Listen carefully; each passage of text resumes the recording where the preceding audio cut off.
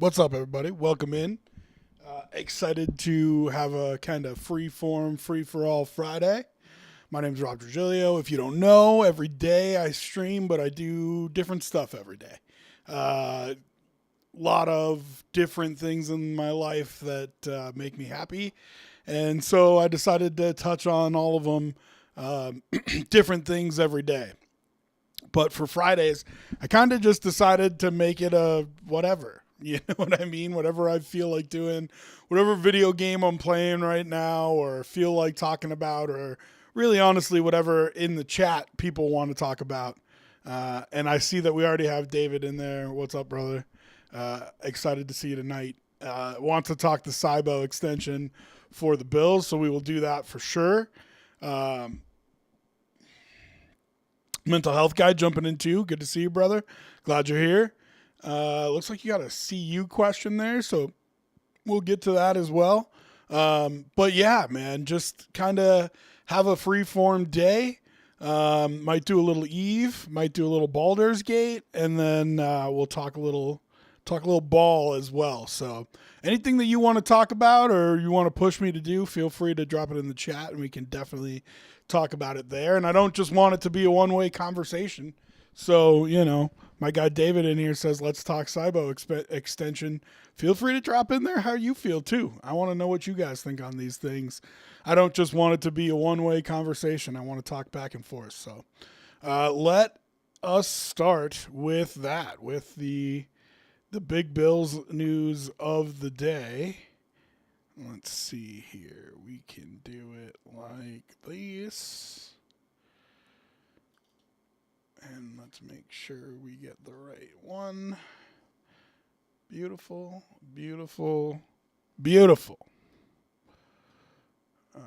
And all these websites are a little different about where the actual information is. So let me just get that set. So the Bills agreed to a 4-year, $78.4 million extension with Osiris Torrance. He is their right guard, plays next to Spencer Brown. Draft and develop player, a guy they drafted in the second round. And immediately when they drafted him, the conversation was, well, he's going to be a starter. And those are big shoes to fill. And I think that the fact that most of you don't know his name, if you're not a Bills fan, I think it goes to show you that he's filled those shoes. I mean, those are,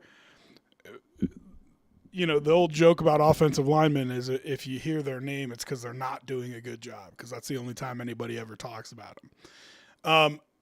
Do I think he's a top-tier starter in the NFL, a superstar, elite? No, I don't. He's not Quentin Nelson. He's not Quinn Miners. You know what I mean? He's not one of those guys. Do I think he's a really good starting guard? Absolutely. And if Spencer Brown, who tweeted about how excited he was, and Connor McGovern are comfortable with him next to him, it makes it so the communication on the line is silky smooth. I mean, real easy. On just a base level, he's a good enough starter. I'm happy giving him a second contract. And we can kind of peel back the layers from there. But overall, the Bills are really good at doing this. And again, I'm defending Brandon Beane.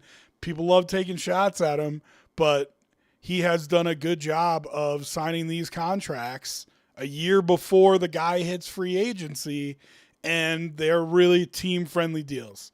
He did it with Spencer Brown. He did it with James Cook. He did it with Christian Benford. And you can look at the ones that didn't work, a la Terrell Bernard, and because the deal is so team-friendly, it still doesn't feel like a weight around your neck. Like, you don't have to find a way to get out of it or something like that. You can say, hey, man, he had a down year last year. I think he'll fit better in the new defense. Let's see. So let's see. David says 7th highest paid guard in the league. I don't think he is, but there are 5 to 10 extensions in the next year that'll push him down the line. Love keeping the line intact. 40-something million guaranteed isn't bad. Yeah, so as always with NFL contracts, like you want to look at what the guaranteed money is. That's right here, 46 million guaranteed, 78.4 million in total. Listen, it's I think middle of the pack guard money. David says it puts him seventh, but he also makes the point, and this is the point I would make, that by the time his free agency would have rolled around, which is next year, you probably have 1 to 2 more guard deals, and that doesn't even include what comes in the free agency period next year. So if those deals push his contract to the 10th highest paid guard in the league, well, I think that's fair money. I think that's even an underpay a little bit. I think he's a little bit better than the 10th guard in the league. I'd argue he's top 10, top third of the league. So, it's one of those things where the deal, I think, should age well. They compared it to the Robert Hunt deal. Joe Marino just did a breakdown on that. He does an excellent job on Locked On Bills. If you haven't seen his content, he does a terrific job. But he just did a breakdown of that, and that deal was 2 years ago and $20 million more. So again, not saying that Torrance should get paid at that level, but I just think the deal is very commensurate with his value, and that's exactly what you want, man. That's exactly what you want, because by the time he gets to a place where he's actually playing on that deal, because he won't play on that deal this year, by the time he gets to a place he's actually playing on that deal, it's going to feel like a good amount of money. David says, think about the James Cook deal. Looks great now. Yeah, that's exactly the kind of parallel you should draw. And listen, it doesn't always work out. Like, we can point to the good ones. We can also point to the bad ones. So, I'm happy to discuss Terrell Bernard, alongside of that. But I think for the most part, if you you sign these guys a little bit early, you make sure there's security in their career, both monetarily and so they know where they'll be. Like I said, Spencer Brown being excited that his running mate is going to be there for the next 4 years, I think it's a win all the way around. Spencer said he talked to Eric Wood before he made the decision to sign a year before free agency. And Eric Wood said to him, with everything that he went through, especially injury-wise in his career, his suggestion would be to not leave money on the table. And you can wait a year and bet on yourself and see if when you get there, you can sign some big blockbuster deal with a team that really needs a tackle. But what do you want? Do you want to stay in Buffalo? Do you think you can win a championship there? And does this provide you more security than your rookie deal? Now, Spencer Brown was a little bit different. He was a little bit later of a draft pick. Torrance was a second-round pick, so still decent money there. It's not like these guys are hurting for cash, but I'm just saying it's not like he was making no money on his contract as a second-round pick. But, this is obviously a windfall of cash for him.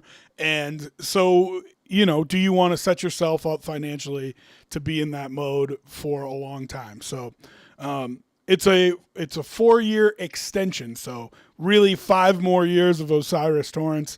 And Spencer Brown should be next to him that whole time. And I think the McGovern deal was 3 years. That'll be interesting. Let's look that up.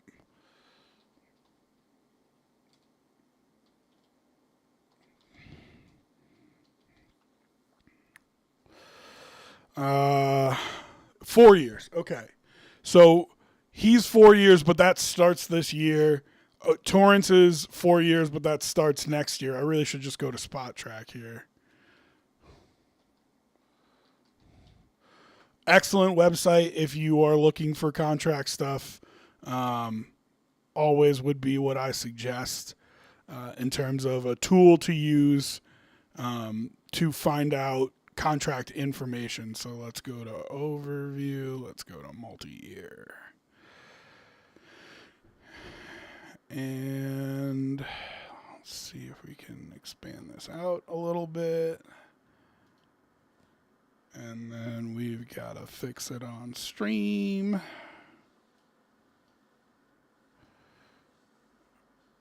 Okay. Almost there.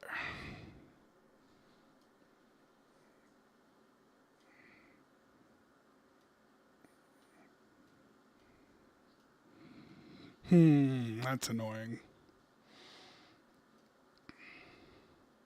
Well, it'll just have to go over top of us a little bit. So there's your thing there. All right, so let's go by position maybe. But even that, they're going to be all over the place. Is there like a way I can get to the depth chart? Position.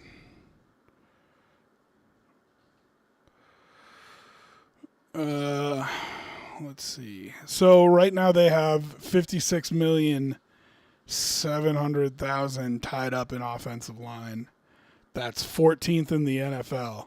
Many of their deals, I feel like, have come in below market value. But you do have, in my opinion, a lot of money tied up on that offensive line. And so it gets, I know Doc likes to say it. It's what I tweeted out. Keep the kid clean. So we're paying a bunch of you a bunch of money. You better make sure you keep that MVP clean behind you is the big thing. Okay, so here's Torrance. And, man, yeah, I guess name is the way to do it. Okay, so where is Spencer Brown?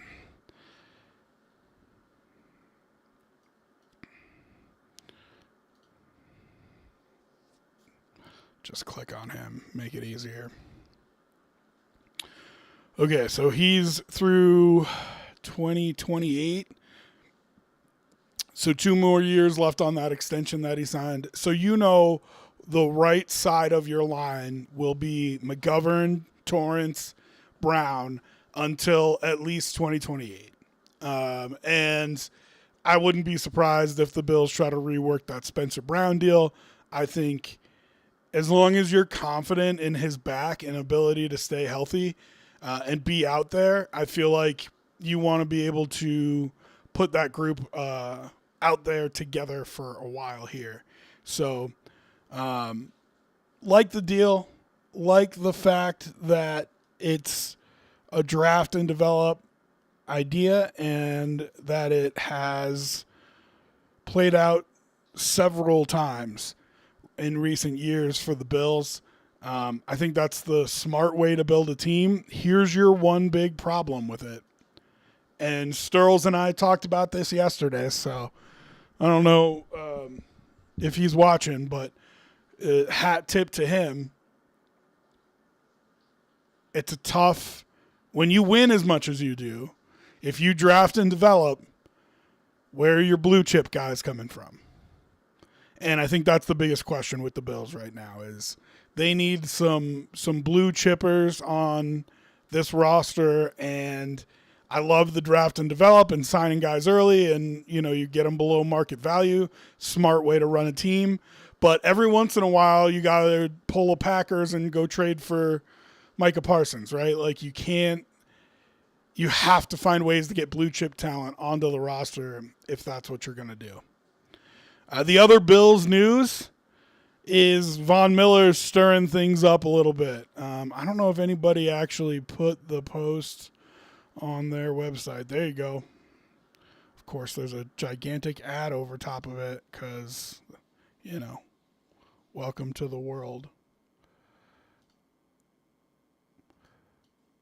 So you can't really read it because it's under all this stuff right here, but it says unfinished business. And it's a picture of him in Bills gear, which of course prompted a bunch of questions to Brandon Beane when he came out to talk about the Osiris Torrance extension about Von Miller. It's an interesting conversation to me. I had said back before they even signed Chubb in free agency, him coming back just made a lot of sense in this defense. He fits into this defense well. You can give him just pass rush or snaps. He understands the position and how to play it. And I think he's still got some pass rush juice in him despite being an older guy. Since then, you've added 2 players to that rush end linebacker room in TJ Parker and Bradley Chubb. And so I think there's a question of how many snaps do you have? How much space do you have to come in and get snaps for a guy like that? Because out of respect for a player of his caliber, you don't want to sign him and have him sit on the bench. David says for Vaughn, wait until the start of the season. If you don't love your depth, bring him back on a cheap deal. Yeah, I mean, if he's willing to do that, a player of that caliber, I don't know. I don't know if he's willing to take the, practice squad vet minimum like Poyer or Davis did last year. If he is, then terrific. Yeah, I would absolutely do that. And, I kind of talked about this with Brandon Cooks. He's another guy that I could see you doing this with.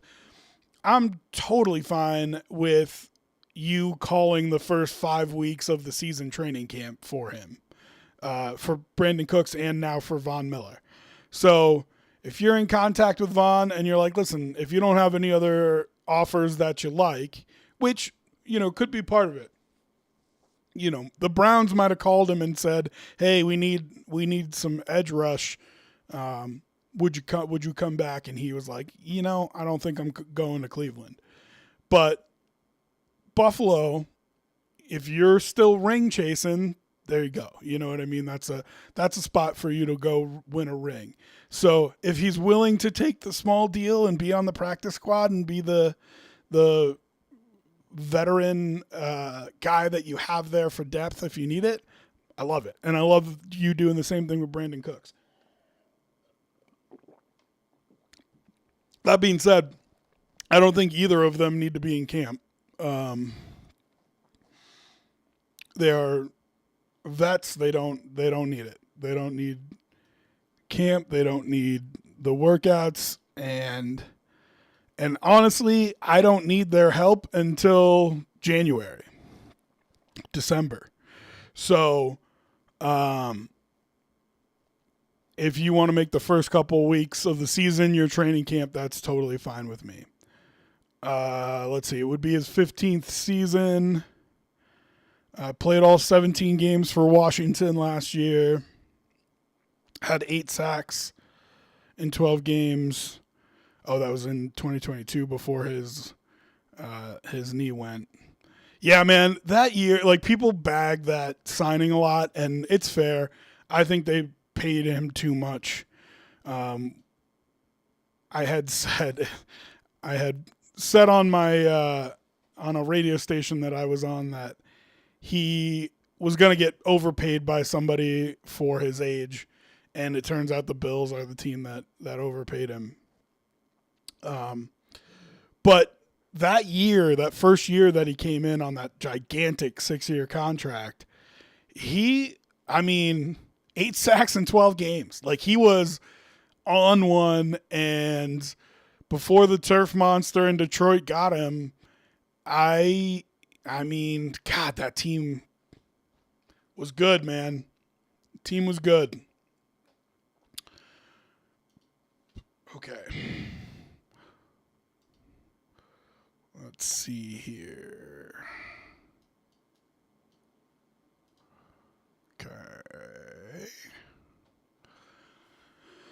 So that's the Bills news. Let's see. Oh, I also wanted to talk Hall of Fame game. How much fun was that last night? Haynes King. First of all, you had the Cardinals go down and score a touchdown to take the lead, and there was 2 minutes left, and you just kind of felt like some kind of magic was going to happen, and it sure did. Haynes King takes the preseason Panthers down the field and scores a touchdown to win it. Was very cool. it was a lot of fun. It was a good game to watch.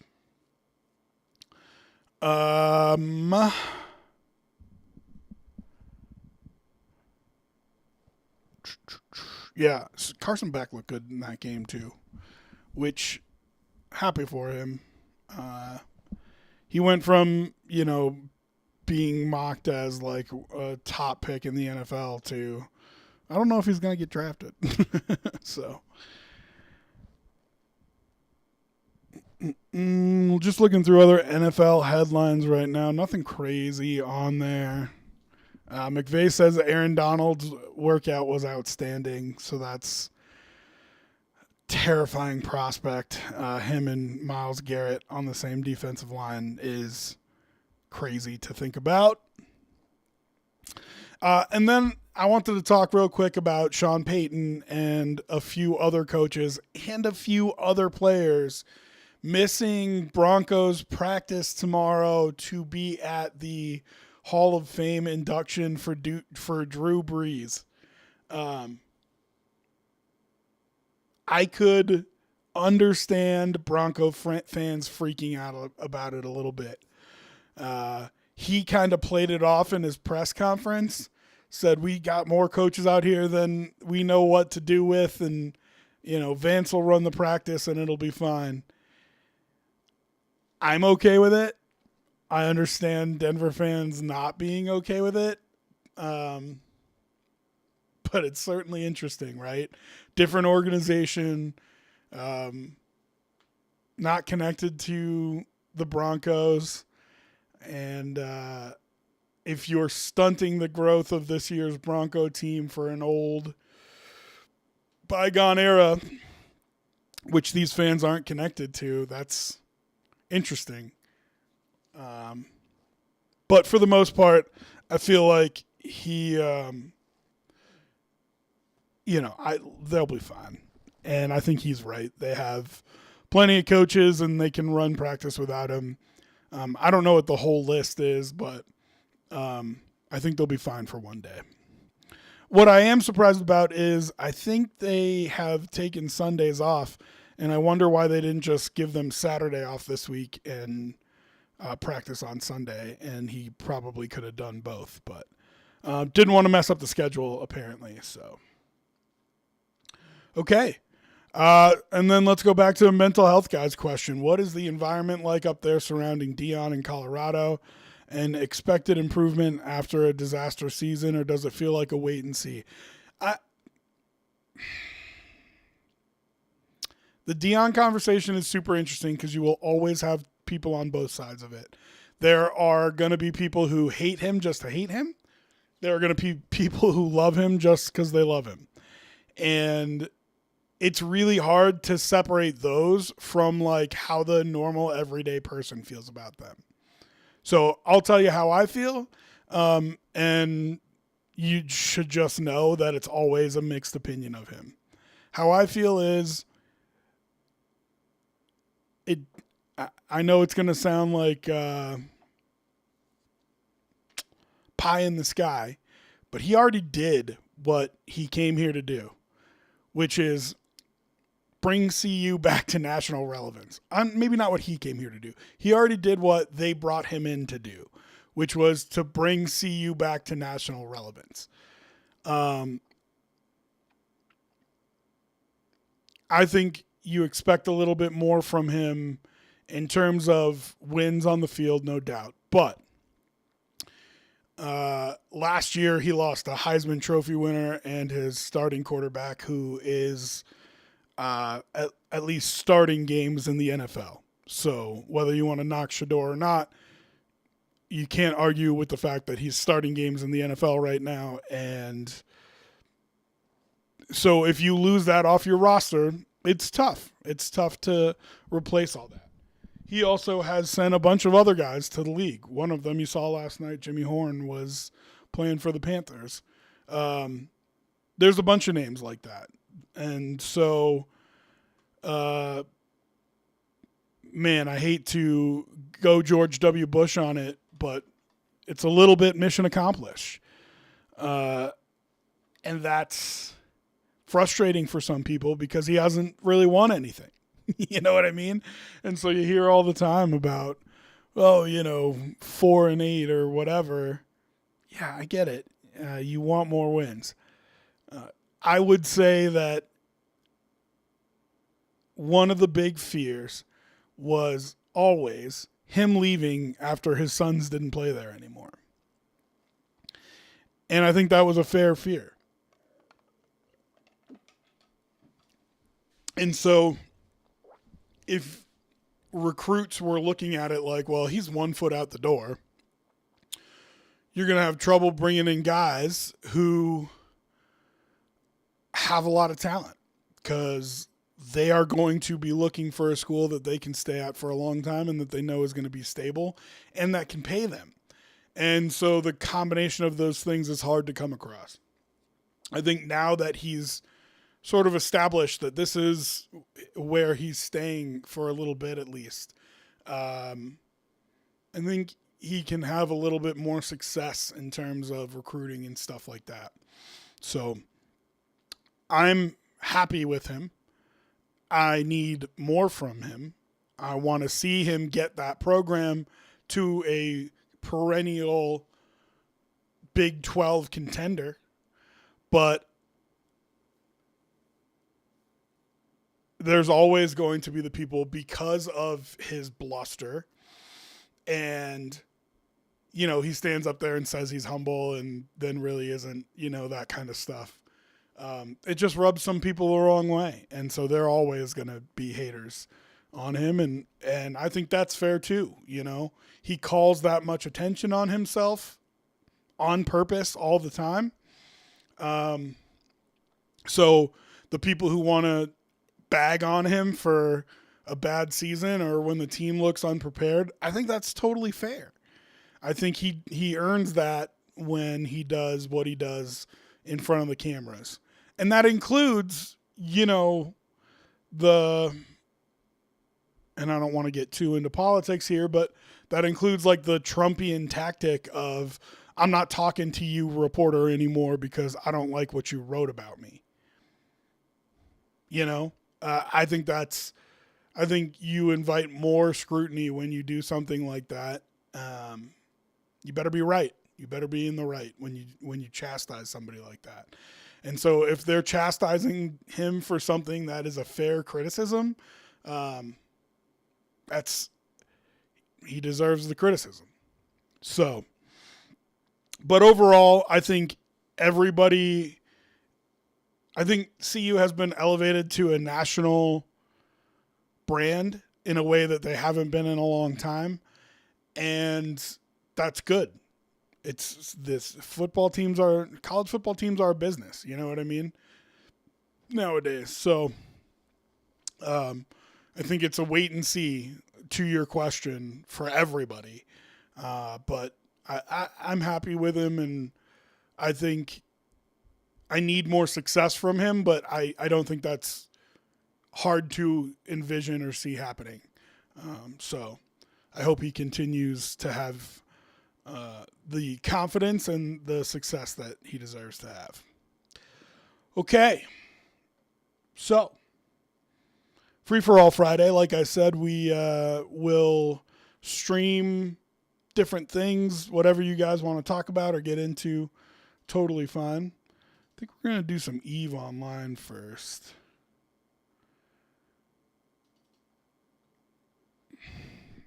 Mental health guy. Even though Luke Kuechly is a Hall of Famer, do you still get the sense that he is underrated, underappreciated when talking about the greats? He was so good. Yeah. He's probably my favorite middle linebacker of all time. He's an absolute boss. And I agree with you. Underrated, underappreciated. I think what really hurt him was three things. One, he played in Carolina, and there's just not if he had done the same thing for the Steelers or the Bears, and you know what I mean, had been another in a long line of great middle linebackers, people wouldn't shut up about him. But he played for Carolina, and they don't have some long storied history, and they wear weird colors, and so I just think he didn't get this kind of shine that he really deserved. One. Two, never actually won the thing. Man, if they win that Super Bowl versus the Broncos, I think the legacy for him and a couple other people is very different, including Cam Newton. And I think it just goes to show you that even though it's such a team game and people still want to celebrate the players who don't win, winning just matters so much. So much. So, I feel like he doesn't get his due because of that. And his career, respectfully, was too short. Which is a bummer because I loved watching him play football. There was a time when he retired that I really thought to myself and hoped that maybe he'd come to the Bills because he was still, I thought, able to do it. Played 118 games in his career. That's just not a lot. 2012 to 2019. That's it. Retired at 28. Man. And you just, middle linebacker is a high impact position. He played pretty much every game every year. But, damn, you wish he had another 5 years. You know what I mean? There was a part of me that really hoped that he would, because I don't know if you make the connection in your head. I say it like it's obvious, but if you're not a Bills or Panthers fan, you might not know. So Sean McDermott had come from Carolina, and he was the defensive coordinator in Carolina. So it was, 2019? He retired after 2019. I mean, in 2020, 2021 even, I was thinking to myself, man, maybe Luke, instead of retiring, comes to Buffalo and plays for his old DC. You know what I mean? So I'm a huge Luke Kuechly fan. And you know what's really interesting about this year's Hall of Fame class? And I can't even think of the entire class. So I should look that up before I speak on it. But it's like this year's Hall of Fame class is the good guys.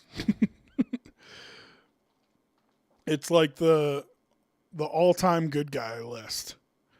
Vinatieri, Kuechly, Fitzgerald, and Breeze are who I'm thinking of. Roger Craig, I don't know a lot about him as a person, but in terms of the modern inductees to the Hall of Fame, Drew Brees, went to New Orleans, helped the resurgency of that city. Always heard that he was just a great guy. And when I hear this stuff, I hear it from media types. So it's like, sure, they could be doing it just to make sure that people talk about them fondly, but they also hear stories from people about who they really are. You know what I mean? They see them when the cameras are off and how they treat people. And so I trust media people when they say he's a good guy or he's not a good guy. Larry Fitzgerald, everybody knows how good of a guy he is. Luke Kuechly, a tremendous human being, and I heard Vinatieri was a terrific person as well. So it's one of those things where one thing I love about this year's Hall of Fame class is it's the hall of I'm a good person too, which is sick. I love that. Okay.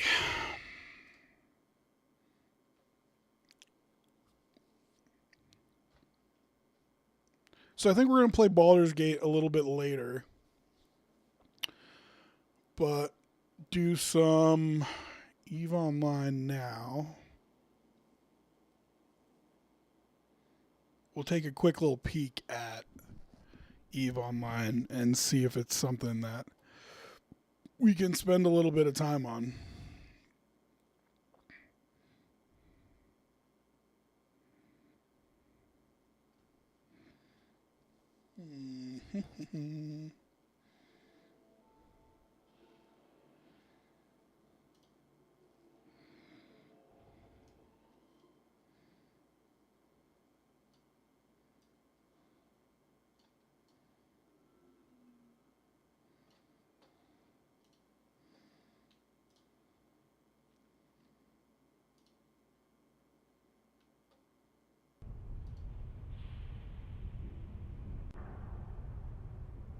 Okay.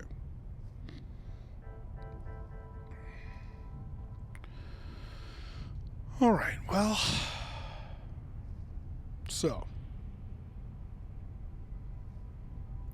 let's just take a look at what our situation is.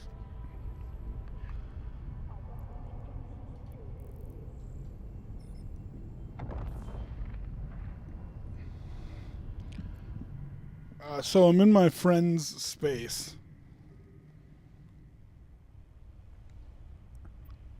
and they are shutting it down. You know what I mean? So how long do I have here? 1 day and 19 hours. That's not good. It's not good at all. So what are the things that are important that I can pack up and get out of here?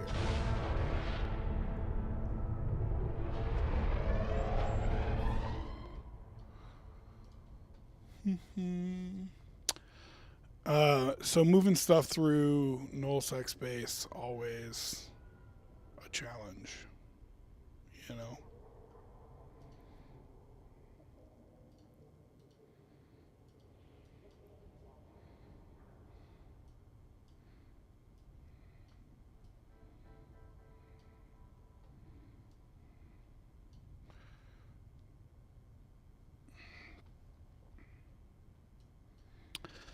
This, David, is a space game called EVE Online, and it is an MMORPG where pretty much everything that, like, the entire economy is player driven. Um, so it is very unique in the sense that, like, they have actual economists who help work on the game because you have to, like, alter the world because to find out, like, um, make sure you don't have too much of one thing or too little of another, because, like, every ship you see, like, NPCs don't build ships. You can't go, run a raid and get a ship. And so all the ships are made by players, and so you got to make sure you have the right kind of minerals and blueprints and, available in the world, and then the players put it all together. So it's a game that I say is a mile wide. The saying is normally a mile wide and an inch deep. This thing is a mile wide and a mile deep, and makes it a lot of fun. And you can spend a lot of time on it, man. You can get lost in it for sure. I know people who spend more time on this than they do for their actual job. You know what I mean? All right. So I don't think we're gonna be able to get all this out of here. Which I guess I'm fine with just leaving that.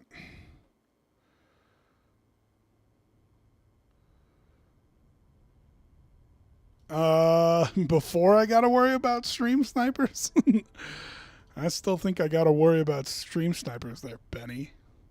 Everybody say what's up to Benny in the other room, talking through chat like a dog, like a G. Okay, so how much? So this is an alt I have. This isn't my main guy. So I'm just deciding what I want to try to get out of here, what matters to me. And the answer is nothing, really. Let's repackage this and put it in. I can just buy one.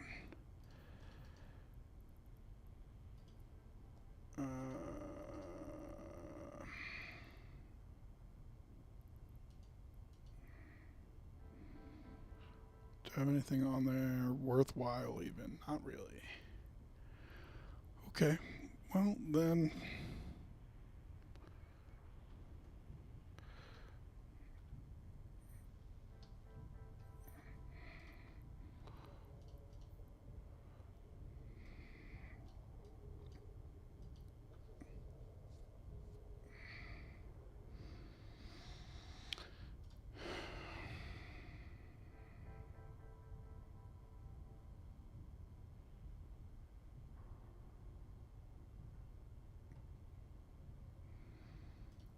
Mm-hmm. Mm-hmm. Mm-hmm. Mm-hmm. So, um,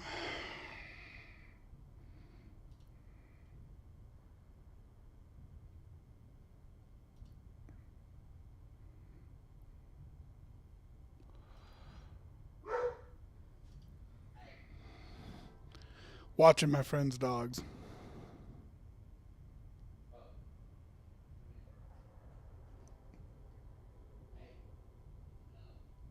It's funny. So our door is like 5 feet away from another door, obviously, living in a condo.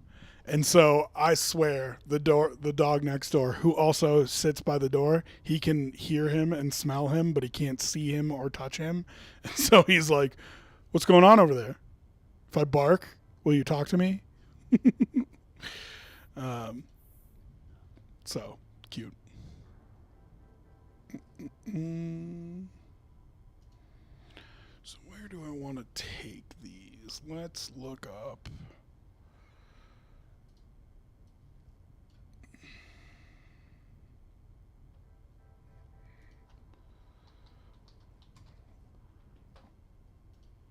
So doing a little prep right now before I move stuff to see how viable it is. Hi, buddy. Hello. I'd show you to stream, but you're not in a good spot where I can show you that. No more. You're okay. I know it don't feel like you're okay, but you're okay.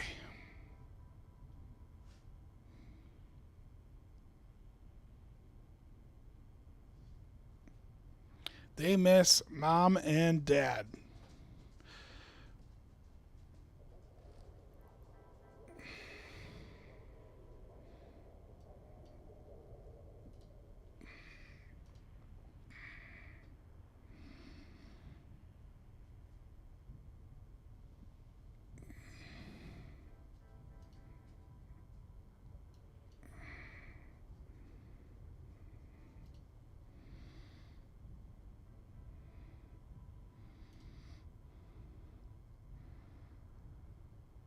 Hmm.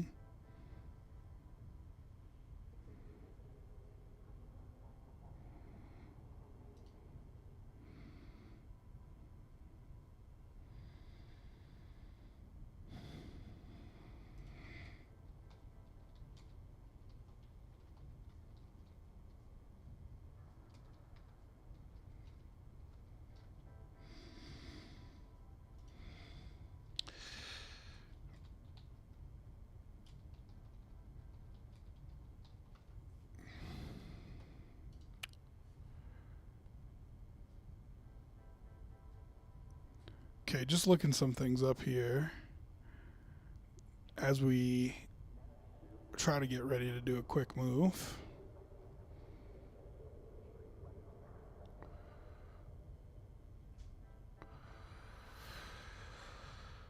Hmm.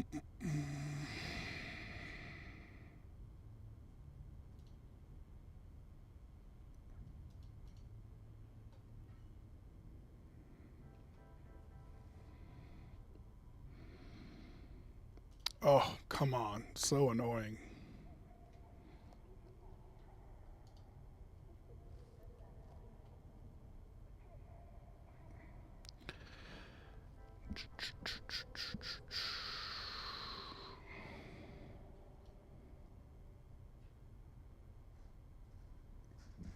Okay.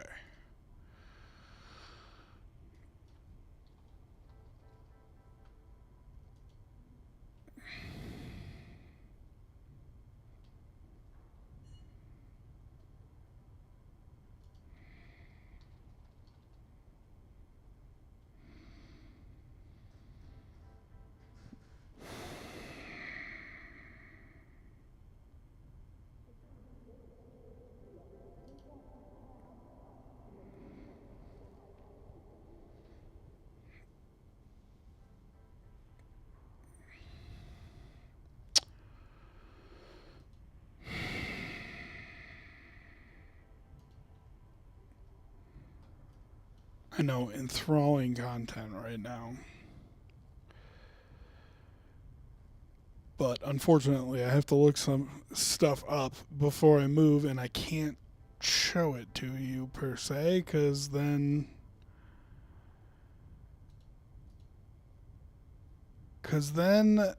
I'm gonna get in trouble.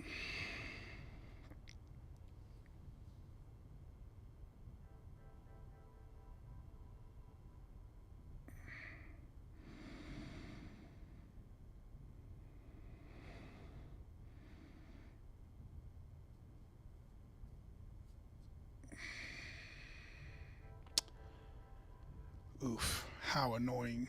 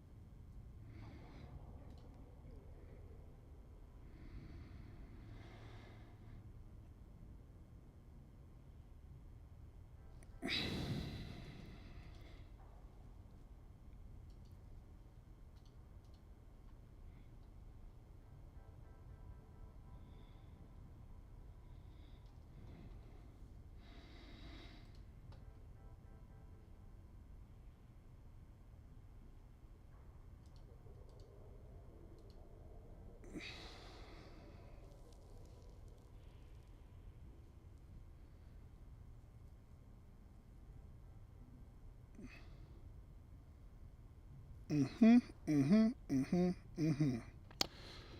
Well, maybe I just don't do this now because it's not really working out. One thing about Eve is it's one of the deadliest games I've ever played by far. Players kill players all the time. They destroy their stuff all the time. And it's one of the things that you love about the game, but also in a situation like this, like I'm in right now, is real tough.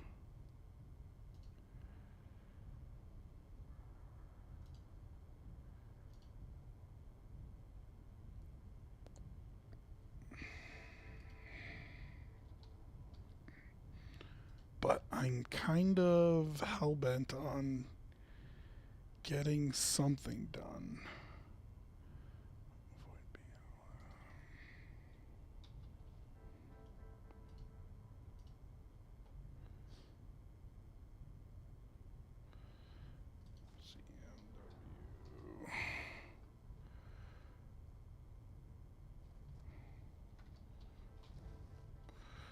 So, unfortunately, I know this is taking a long time, but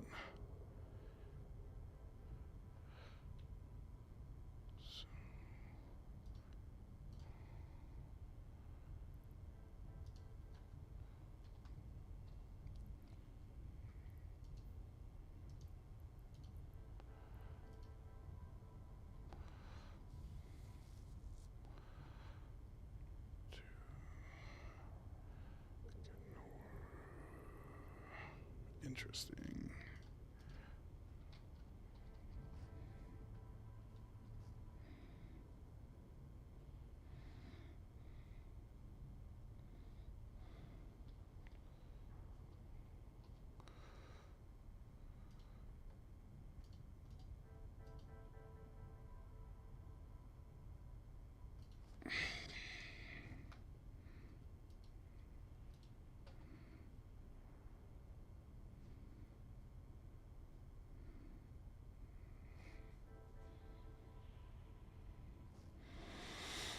Hmm.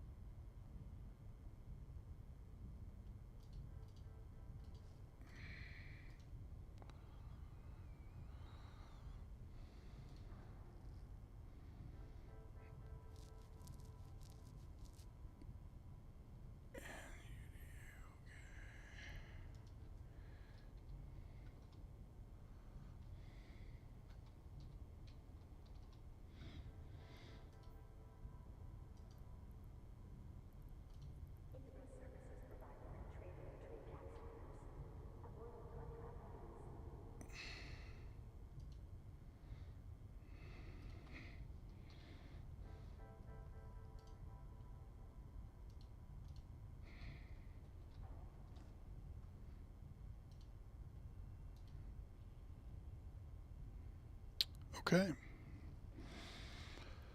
We're going to run. We'll see how it works. This isn't a good idea. Don't do this in the game. I'm probably going to get caught and die. But you guys can see me get blown up, so that'll be cool. You know what I mean? And as we do this, this is a very non-labor intensive thing. So if there's anything that you want to talk about while we do this, I'm down.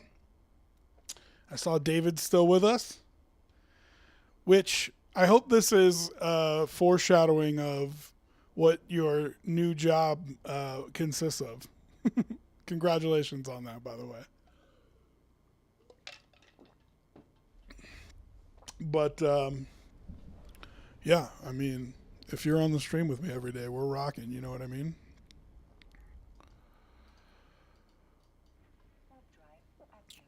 Let's see. What else did I want to talk about? Oh, I was going over totals bets for the year.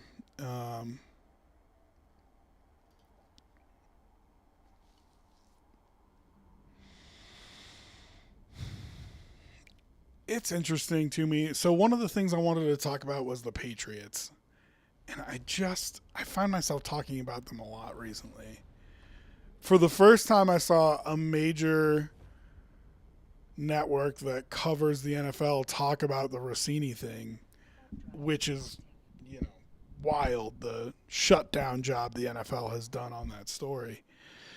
But I think what's going to happen is right around the season opener, which will be on a Wednesday night in Seattle, that includes the Patriots. I think they're going to, whoever has the goods on the story is going to publish on like Monday that week. You know what I mean? Which is savage. But also, you did what you did, so you knew it was coming. But I don't know. I mean, it's one of those things. I just think everybody thinks they're better than they are, I guess, is what it really comes down to for me. What could I open and put there?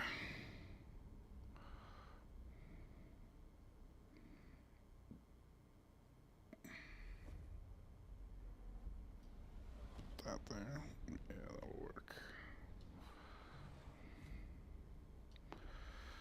Nope, that won't work.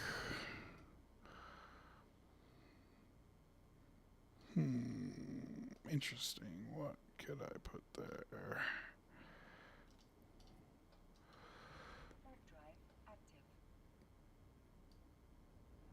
I could put that there. Yeah, let's do that.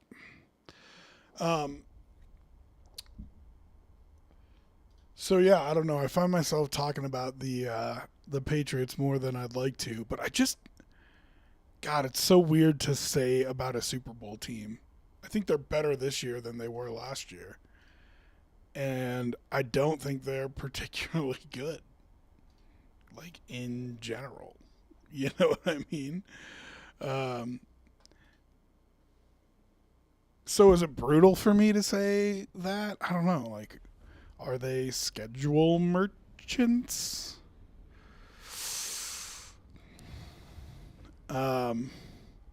It's not something that you necessarily want to say about people.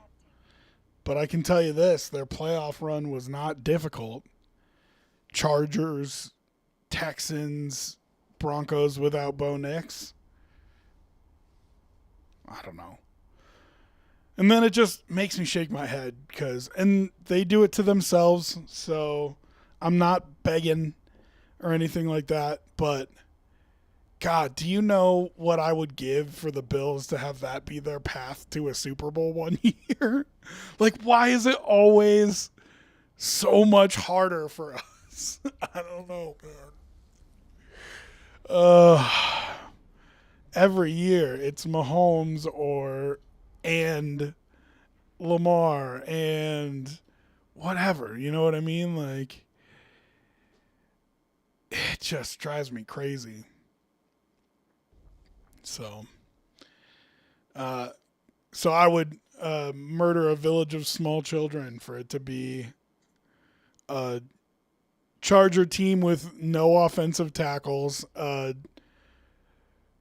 Houston Texans team where CJ Stroud has 4 turnovers, and and a Bronco team that doesn't have their starting quarterback, But instead it's maybe the hottest team in the league, Jacksonville, and then the Broncos at full strength at Mile High, and that was the easiest path that we've had to date, you know. So, hey David, if you're in here, I don't know if you saw, but a bunch of the stuff came in. I'm wondering if you want me to bring it this afternoon. I definitely am excited to pull it out, so I feel like I should bring it, but we'll see if I get the all of the stuff. I only have half of it right now. So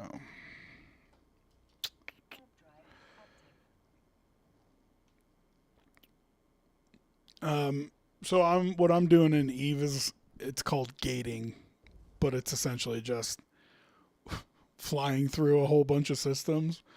And if you could guess what the most vulnerable point of a system is, it's the gate that you use to get in and out of it. Go figure. The pinch points are the most dangerous part. So, um, so yeah, man. I'm just what I'm doing right now is wildly dangerous.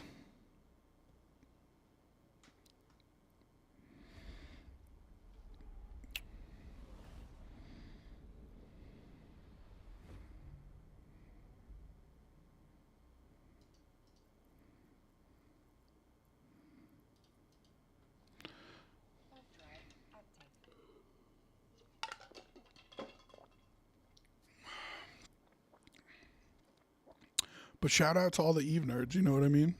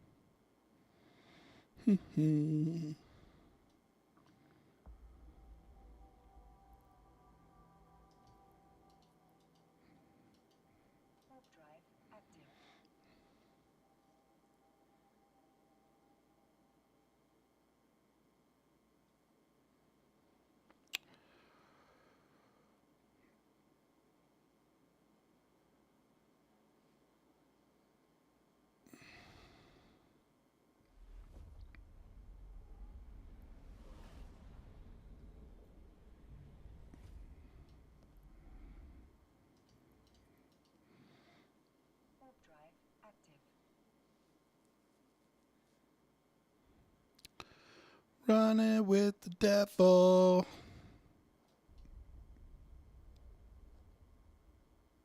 I don't know why that song's in my head, but there you go.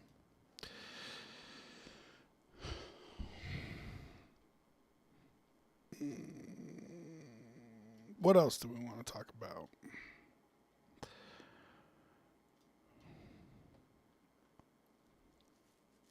I can keep talking football. Let's just go through the divisions. What do you say? An NFL season primer while we run away from people. Dolphins. Yikes. Malik Willis is interesting. I don't think he's going to be a long-term starter. Uh, do they get the number 1 pick and get Arch Manning? Fair question.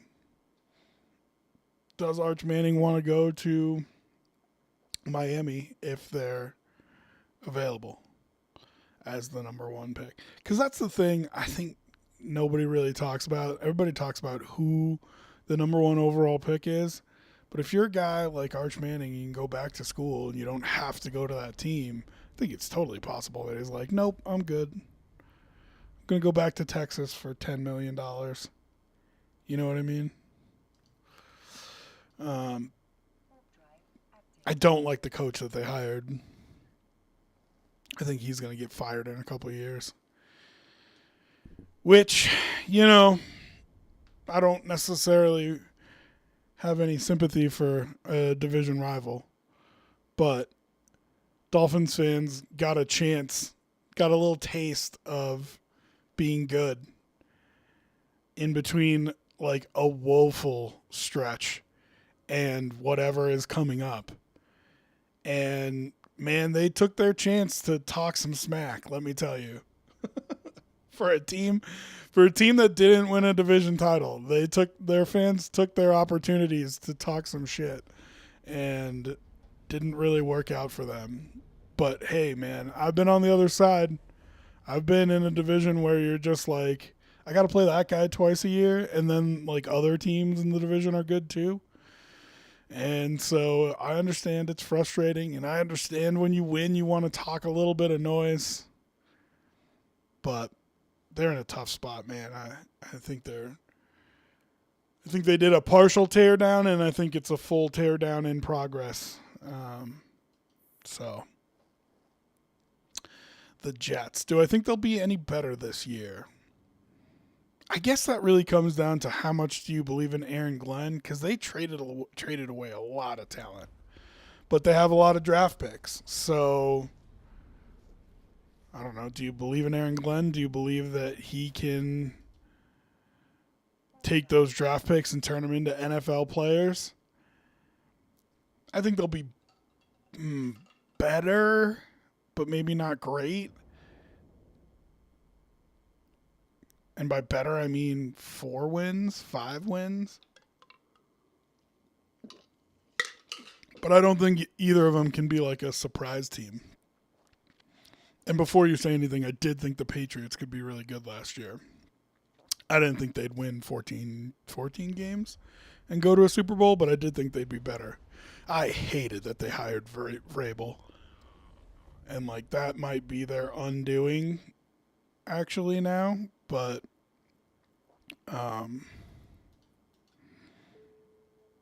we'll see if that's their undoing or not. But he was just the perfect coach for him. And I never understood why he left Tennessee. Maybe the whole Rossini thing had more to do with it than we know. But he's a good head coach. He always had Tennessee in it. It's just his personal life might unravel the whole thing now.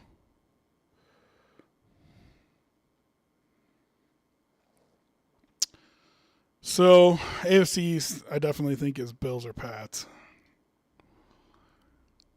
And I think the Pats are due for a step back. So I like the Bills' chances to win the division this year.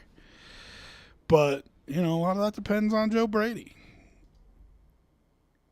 which is crazy. AFC North. Ravens are interesting to me. They've always had a super talented roster. But I think losing Tyler Linderbaum is more important than people know. I think they've lost some stuff on the offensive line over the past however many years, and you can't just let that position group whittle away. So that's a tough spot to be in when you have a guy like Lamar who, as dynamic as he is, you still have to put a good offensive line in front of, and has had injury problems. So if you don't put a good offensive line in front of him, that scares the heck out of me.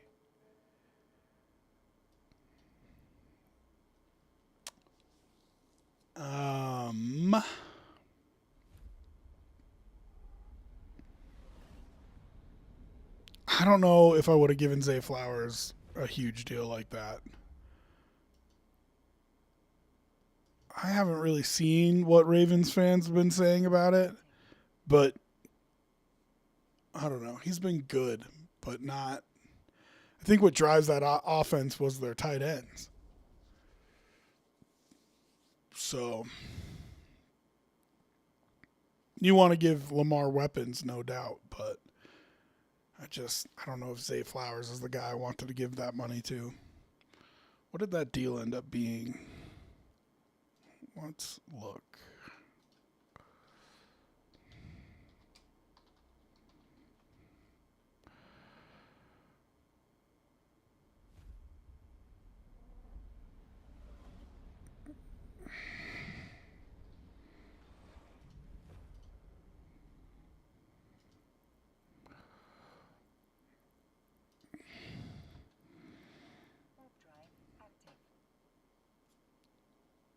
Four-year, $140 million. Man, for Zay Flowers, $108 million guaranteed.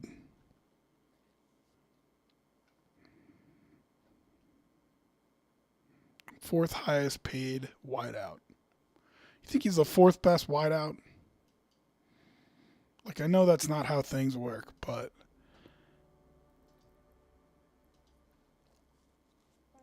you think he's a top 10 wide receiver in the NFL? Let's look up his stats.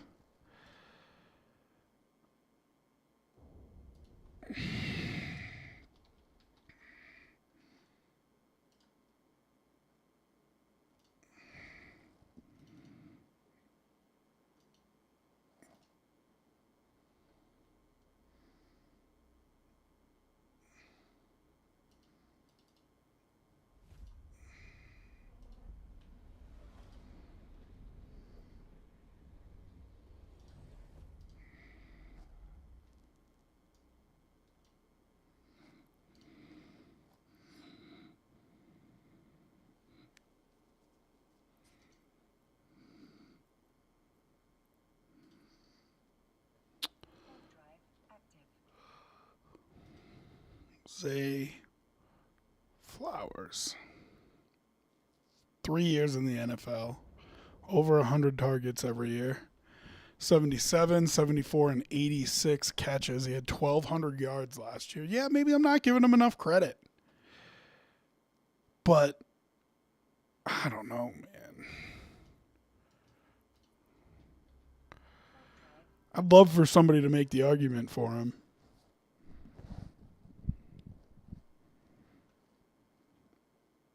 86 catches and 1,200 yards, nothing to sneeze at. 14 yards per reception each of the last 2 seasons. Only 5 touchdowns, though.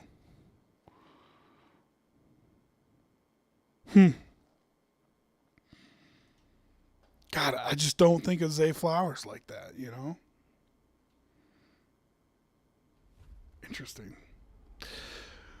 So, yeah, the Ravens, I don't know, man. I don't know how much better they'll be than last year. I think if Lamar's healthy the whole season, then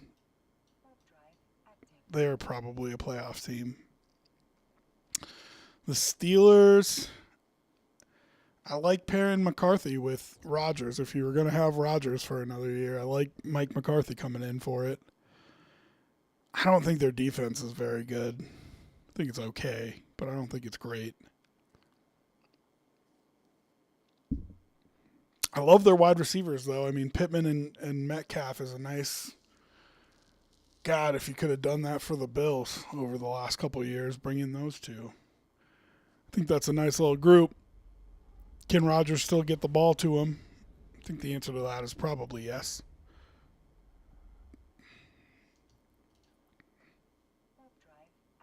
Yeah.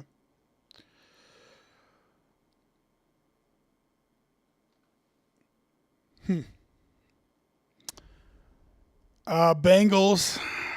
You know, what ended up happening with Shamar Stewart?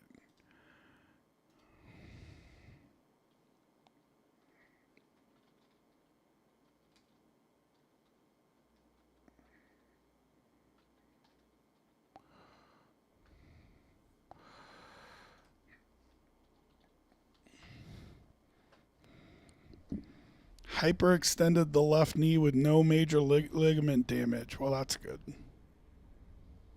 Video was nasty, man. Video did not look good.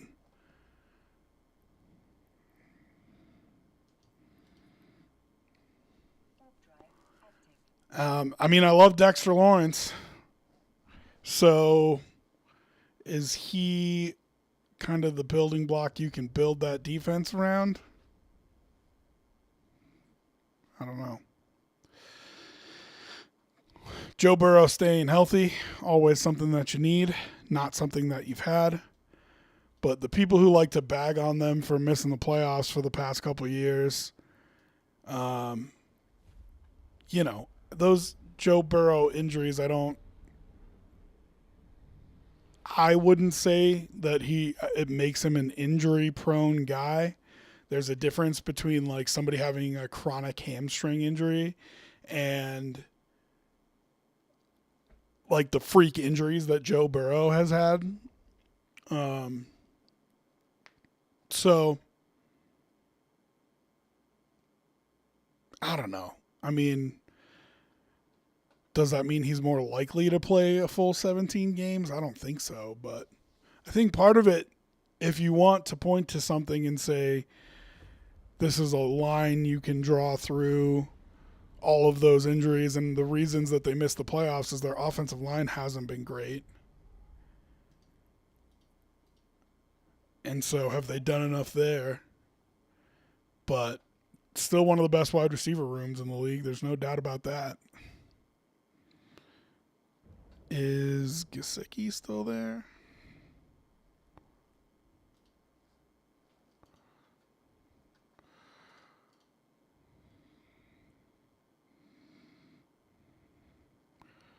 Come on.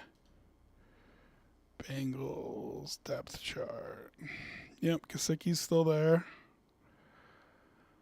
Orlando Brown Jr., Dylan Fairchild, Ted Karras, Dalton Reisner, and Amaris Mims.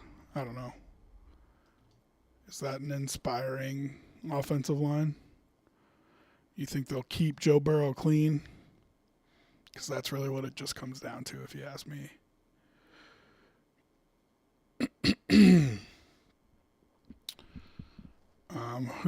Let's look at their defense.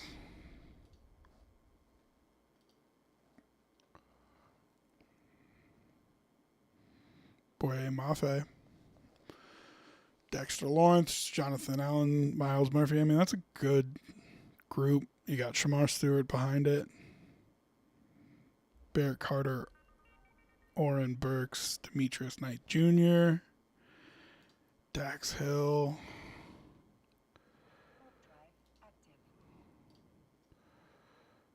Jordan Battle, Brian Cook, DJ Turner, Jalen Davis. I don't know. Nothing overwhelming there. Dexter Lawrence is who you got to build that around if that's going to work.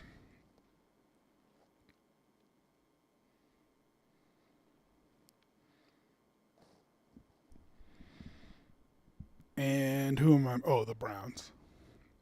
Well, they're a football team, that's for sure.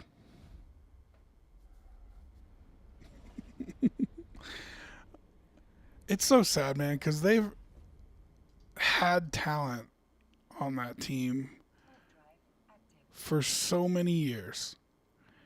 And, Myles Garrett, but also, Ward and Chubb and Wyatt Teller and you can go through their roster and find guys that are good football players. And it was just the whole Baker Mayfield, Deshaun Watson thing just ruined them. And I think they deserved it too, to be fair. Baker plays a year on an injured shoulder and you decide to get rid of him. It's stupid. And then the whole Deshaun Watson debacle. You got what you deserved, So I'd love to see Shador be the starter there, it would make them interesting. It would make me watch them. But that being said, it's probably going to be Deshaun Watson. And ew. So it'll be interesting to see if they decide to move forward with him. AFC South, Colts, I think, are a disaster. That's just my personal opinion. I know people are very excited about them. But I do not believe in Daniel Jones. Should I believe in Daniel Jones? I don't think so.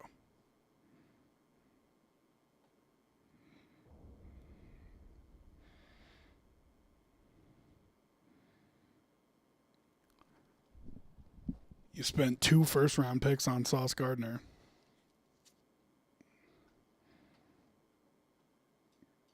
I don't know about that. Remember how the debate was for a couple of years? Who was better, him or Pat Surtain? Have we put that one to bed? I feel like we've settled that. No.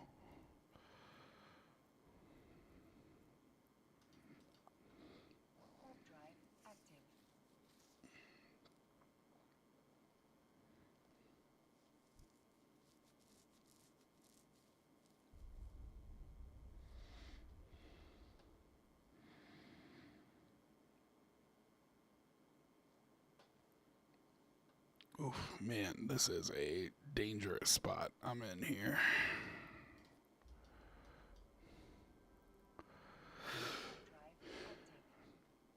But if you know Eve Online, you know the whole thing I'm doing here is super fucking dangerous. So, so we'll just keep talking about the NFL and ignore the extreme, immense amount of danger I'm putting myself in.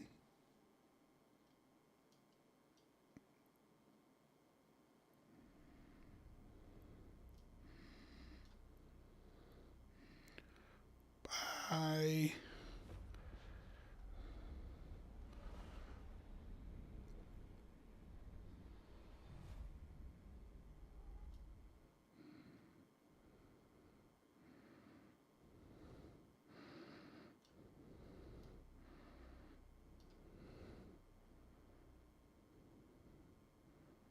hmm. Mm-hmm. Mm-hmm.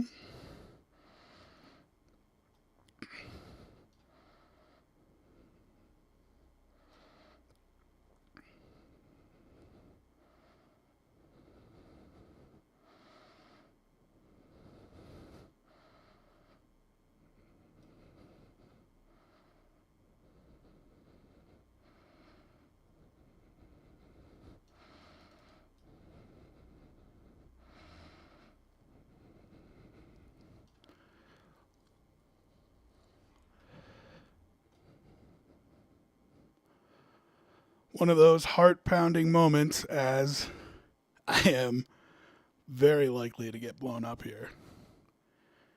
But we will see if they can find me.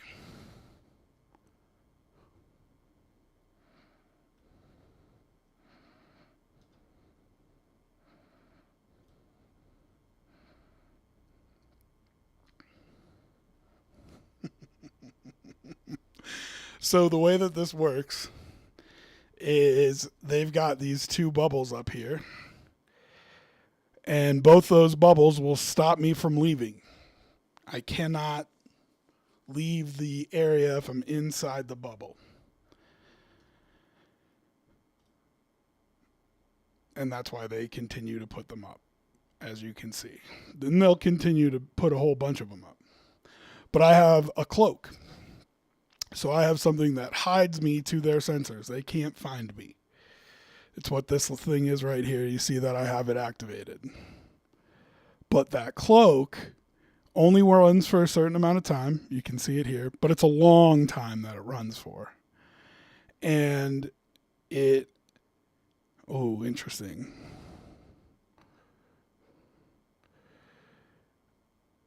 It hides me from their sensors unless they get within 2,500 meters of me.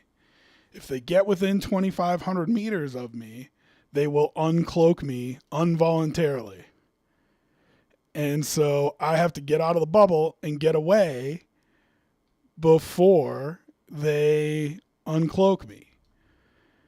And while I'm cloaked, I can only move really slow. So right now I'm moving 13 meters a second. Now, if they're watching my stream, thanks for watching. I appreciate the viewers. I don't think they are. But if they're watching my stream, they can see where in their bubbles I am. Right now I'm out of their bubble, but if I was to deactivate the cloak, they'd be able to target me. So they could try to web me down and stop me from leaving. So they're bringing in all kinds of people right now. So I'm better off staying cloaked and just trying to move slowly away from them and hoping that they don't get within 2,500 meters of me and that they get tired and leave. But they probably won't.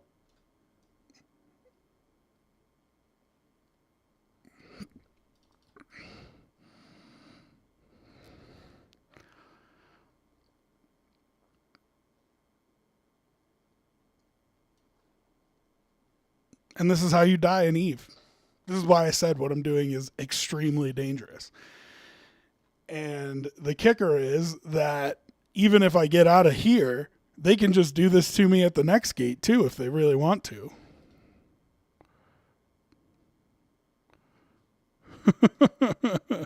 They're talking to me in local. I know you're at the gate. Yeah, I know you know I'm at the gate. That's what we're doing here, you know?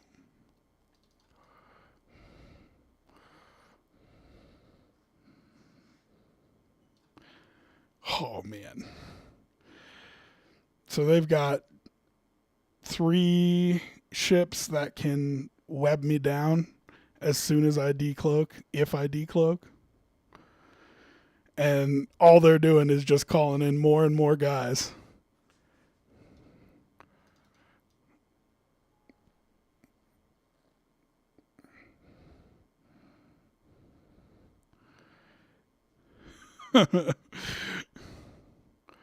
Putting drones out.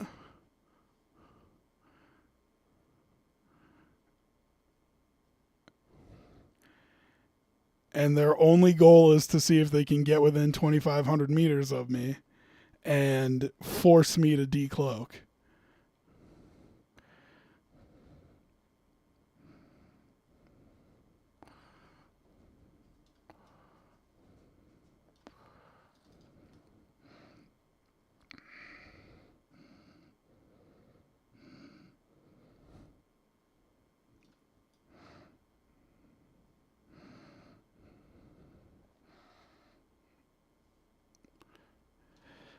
And then if they do decloak me, you know, the goal is obviously to hit me with a scram and make it so I can't leave. But they have to target me to do that.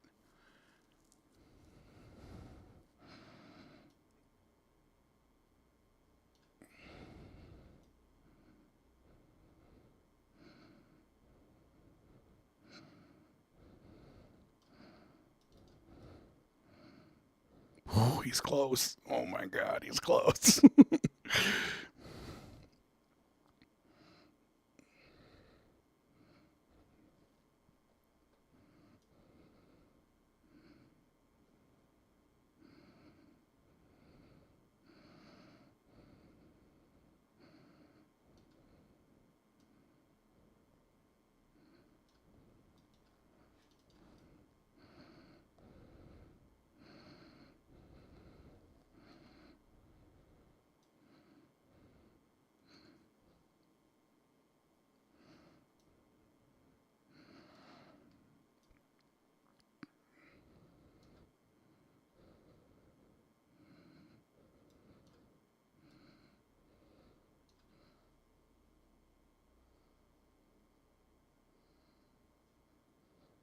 So I can't stay cloaked indefinitely, but I can stay cloaked for 8 more minutes. Which, you hope if you can do that um, they'll get bored, but it's unlikely. They know they've got me in a little bit of a bind.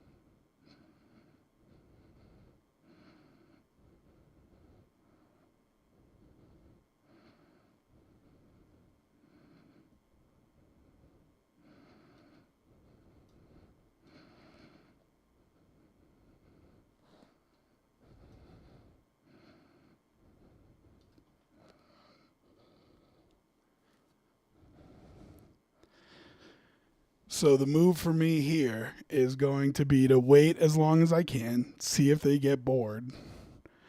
And when I feel like I have my best opportunity, aka they're all as far away from me as I think they will be, which might be right now, I pop out and I have to immediately leave. But even doing that,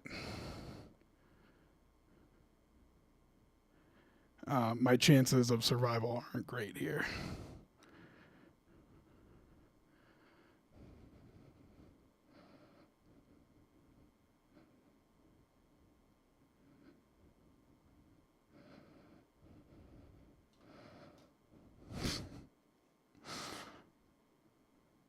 Oh boy, and my heart is pounding.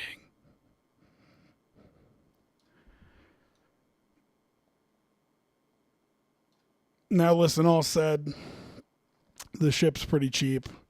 I'm just carrying some stuff that's worth a decent amount of money, but I don't need it. Like it was extra.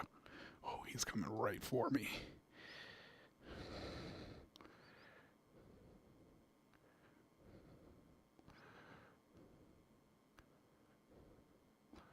Oh no, he's gonna decloak me. Oh, that was close. Oh my goodness. He's got to be watching the stream. He's so close. He came right past me.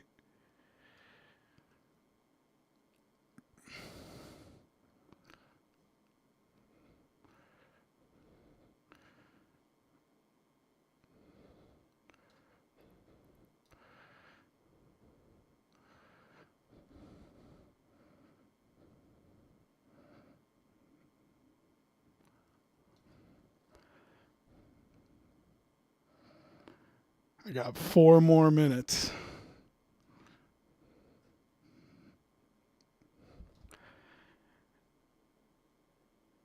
And this is what gate camping is about, right? Like just having patience. But this guy is so close to me.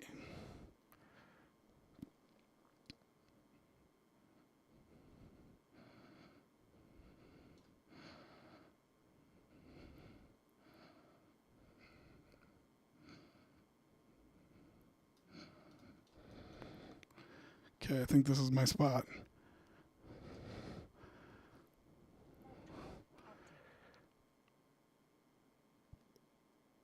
Oh, I got away. Now, here's the thing. They're going to know exactly where I'm going, and they probably warp faster than I do, so they can just do it to me again at the next gate unless I get lucky.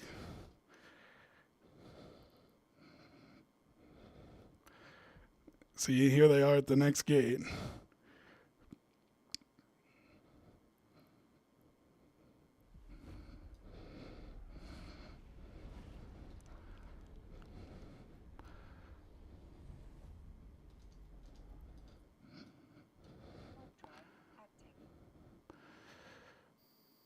Ah, he got me. And I'm pretty much toast now.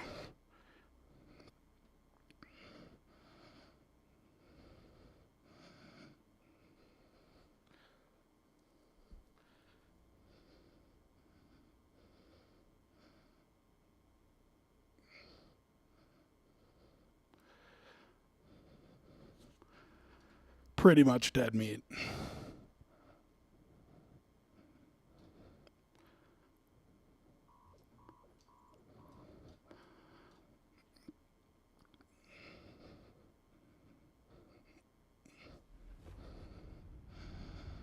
Crash the gate so they can't go back through the gate because they have a timer. But I would be shocked if one of them didn't not shoot at me so they could come get me over here. Maybe they didn't. Wow.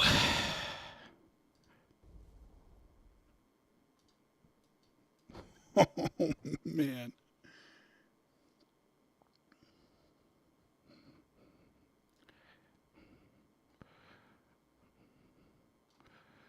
Where's the...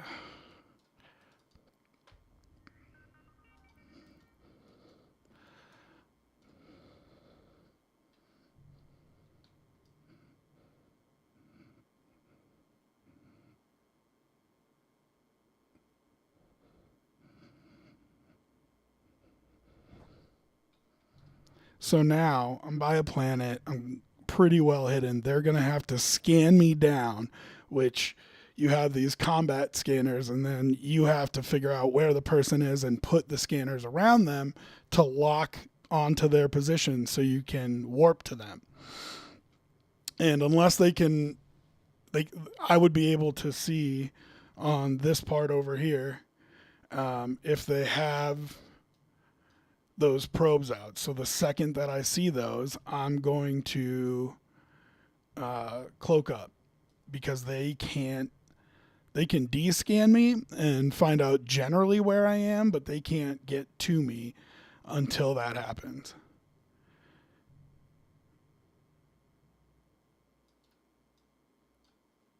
And so I'm just moving off the beaten path right now. And then I'm going to cloak up and I'm just going to sit there.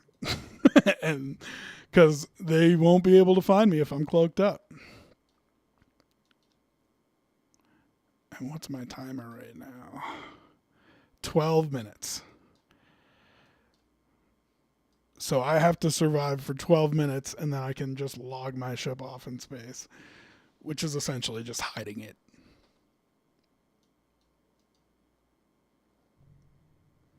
No probes yet. Surprising.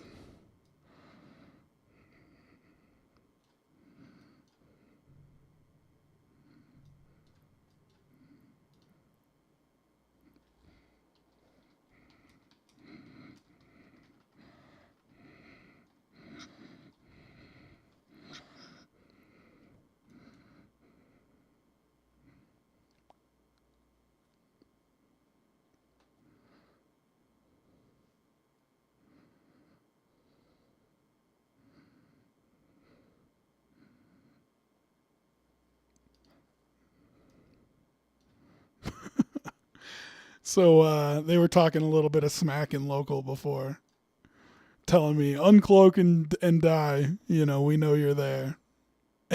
And so I'm just giving them a little nudge back. Missed it by that much.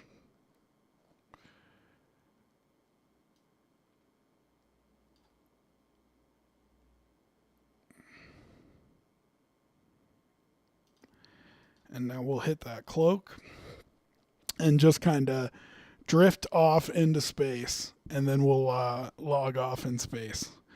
And there's going to be nothing that they can do. So I should be safe. So that's how you escape a gate camp there.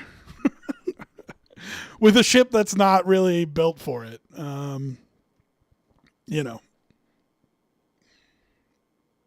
it has the micro warp drive cloak trick, which helps for gating, but not in that scenario because we are in nullsec space, so they have bubbles. And so if I'm in a bubble, I can't micro warp drive cloak trick. It doesn't work. Your micro warp drive won't work, and you won't have enough speed to warp off. But normally, for a micro warp drive cloak trick, what you would do is you align to the gate that you're going to, you hit your micro warp drive, and then you hit your cloak, and you'll get the speed from the micro warp drive. And then when it cycles off, you turn off your cloak and you warp like instantly. And so it's a safe way to do it through like low sec or high sec. But it won't help you in null sec if you're in a bubble. Luckily, their gate camp wasn't big enough that they could decloak me. So I was able to just sit with my cloak for a while. And then when I felt like they were far enough away and they wouldn't be able to lock me, I was able to warp off to the next gate. They did have a stiletto and a flycatcher who were too fast for me. And so when I got to the other side of that gate, they set up a gate camp and were able to bubble it. But you can do, in that case, what's called crashing the gate. And that's why I have both a micro warp drive and an afterburner on this ship, is when I get caught in that bubble, your micro warp drive doesn't work, but your afterburner still does. And so you just turn around and go right back to the gate that you started at, instead of trying to warp into the system that you just got into. You go back and you warp back through the gate, and they can't follow you because as soon as they shoot you, they have a timer and they can't go through the gate. So, you know.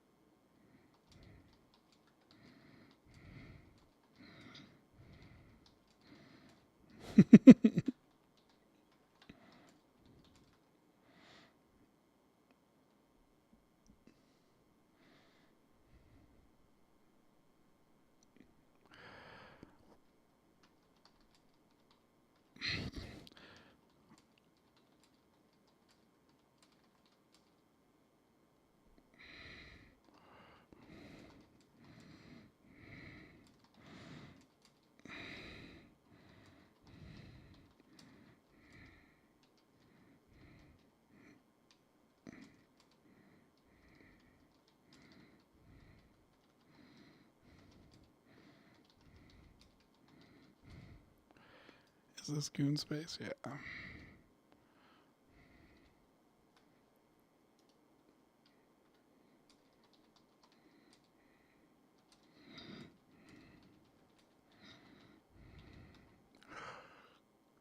So ops security is really important in Eve. You got to make sure that you don't trust somebody with too much information because they'll always use it against you.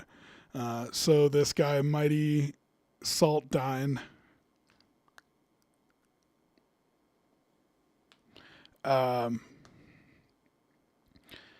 is trying to chat me up in local and figure out what's in my ship and why I was running it.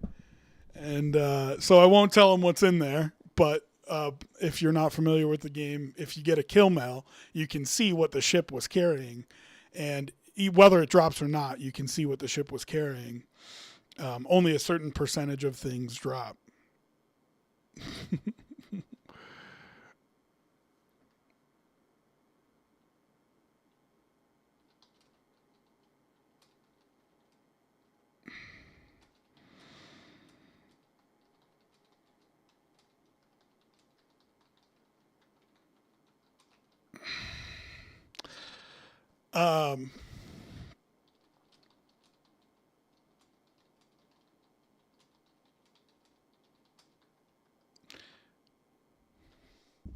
He's going to try to ransom me and make me pay him a ransom to get my ship out of here now. uh, which whatever. I don't need to worry about. I actually don't even care really if they blow it, but blow it up. But um, they can blow me. Um, so they're gonna try to probably make me a ransom deal here.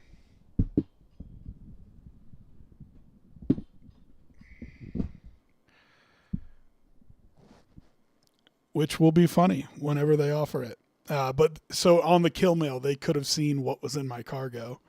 Um,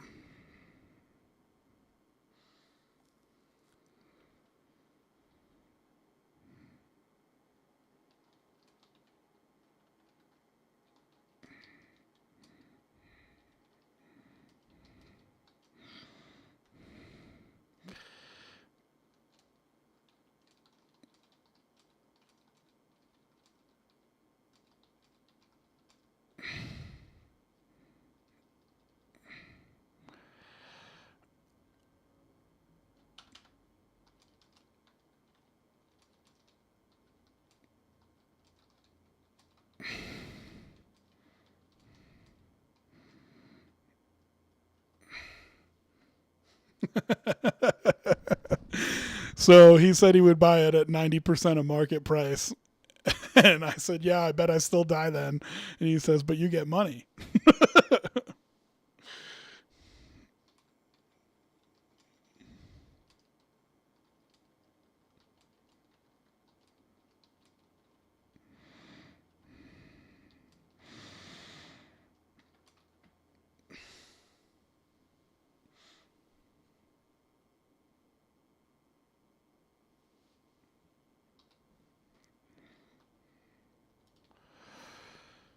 Uh,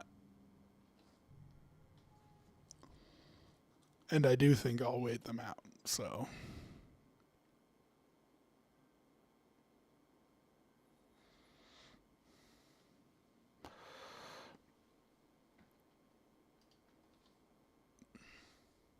what do you think? Is anybody? I don't even know if anybody's still in chat, but should I tell them what's in my cargo hold or not?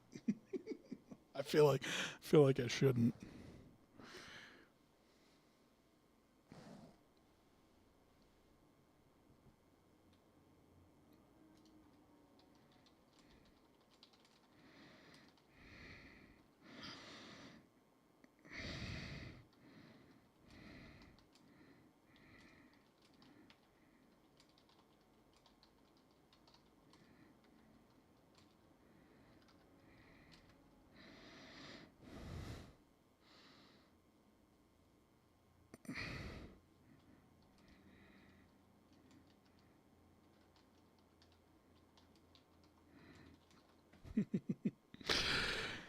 Well, he's at least interesting to talk to in chat, so that's good.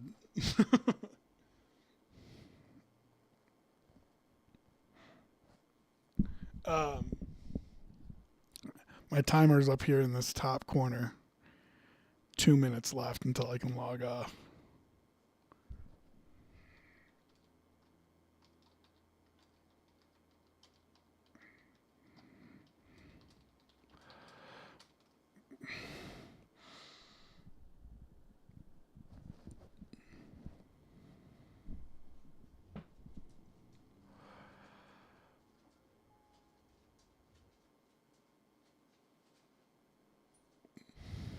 Hi, doggos.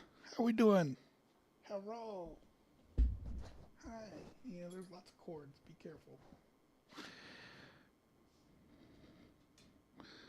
You just need some pets. You just want some pets.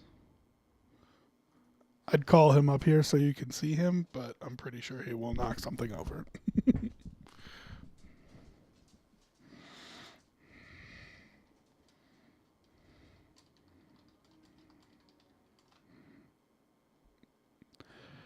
He wants to know how much I'm carrying so he can cry over how much Isk I didn't kill.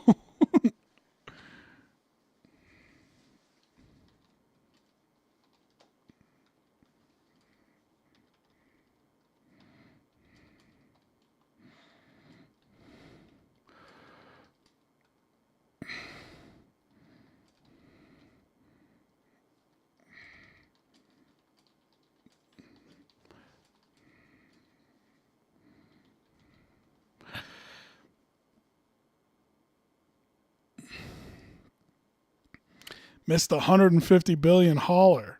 Come on now.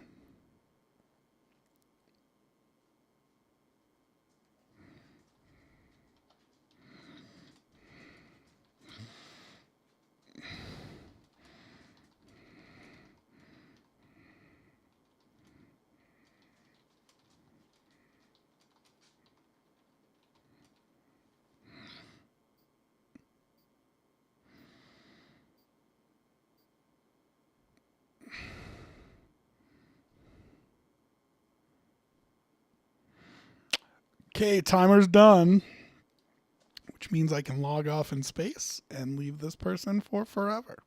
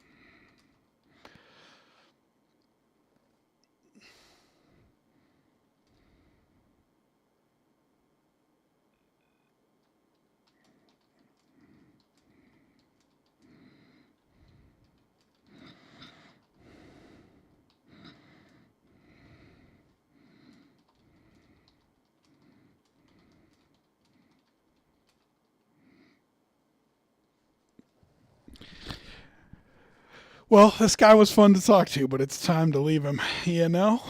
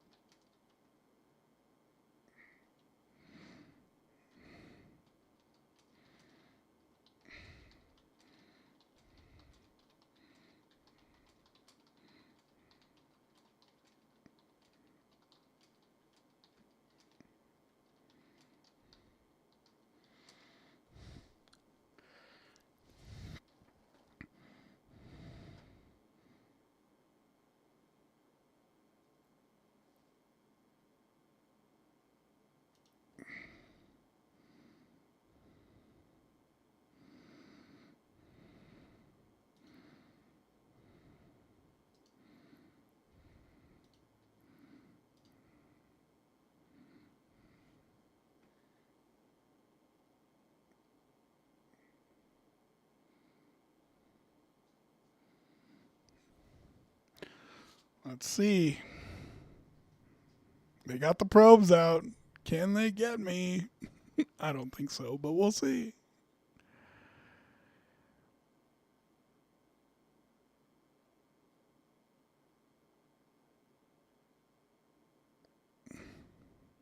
Bye. So there you go. That is how you avoid a gate camp in Eve.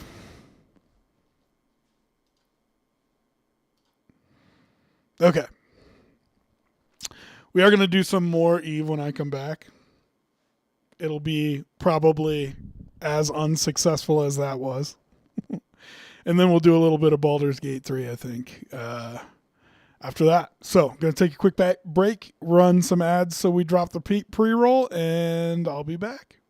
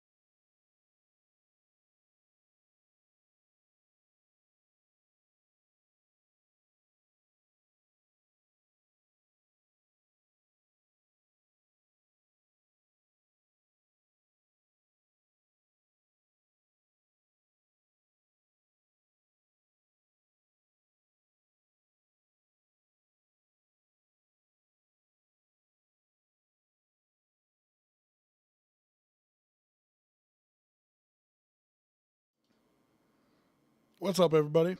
Welcome back.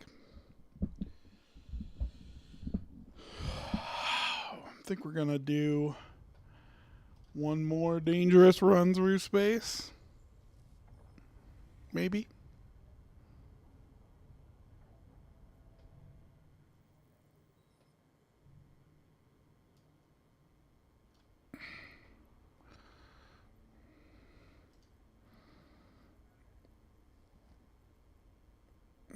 Mm.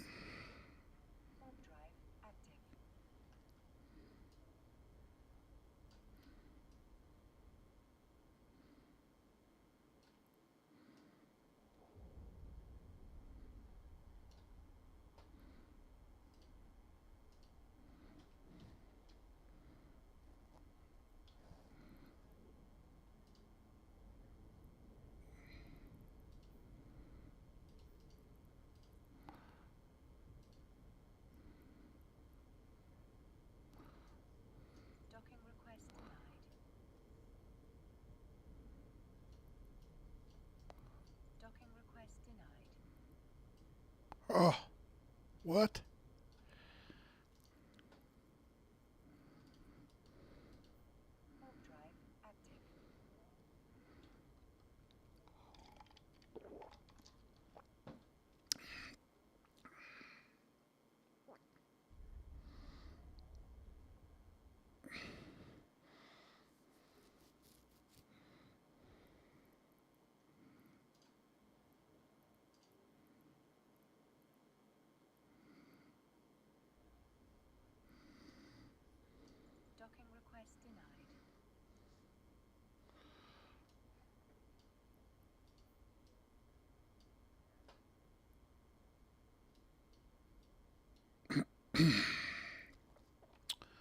Well, that sucks.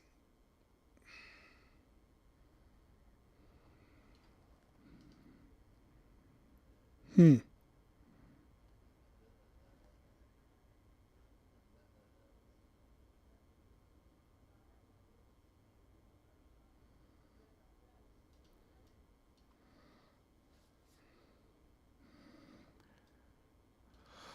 Huh. Okay. Well, I didn't know that. So apparently, when something is on anchoring, you can't get there anymore.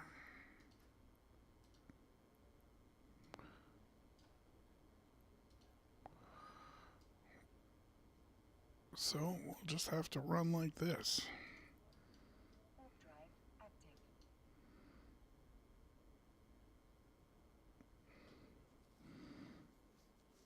This is not designed for this. And I thought I could get back in and make changes, but I'm not going to be able to.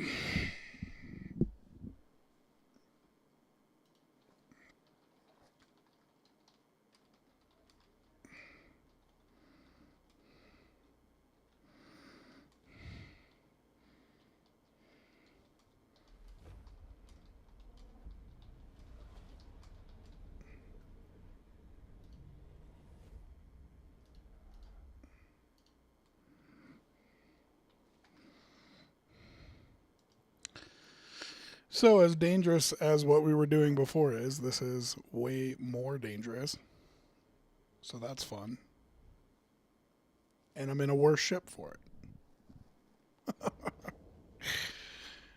Oh, my life.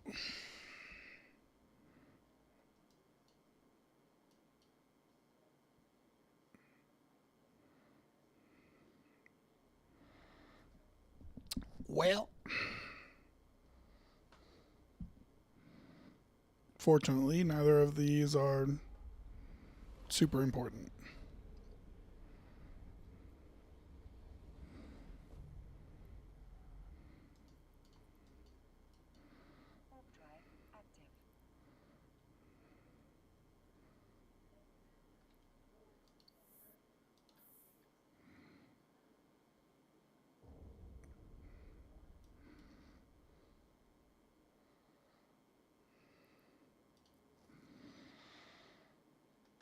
Hmm.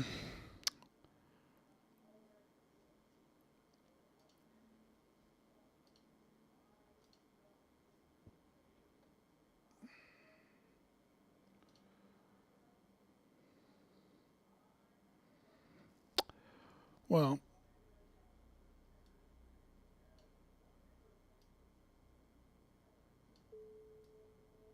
this is just the unfortunate day altogether. You know what I mean?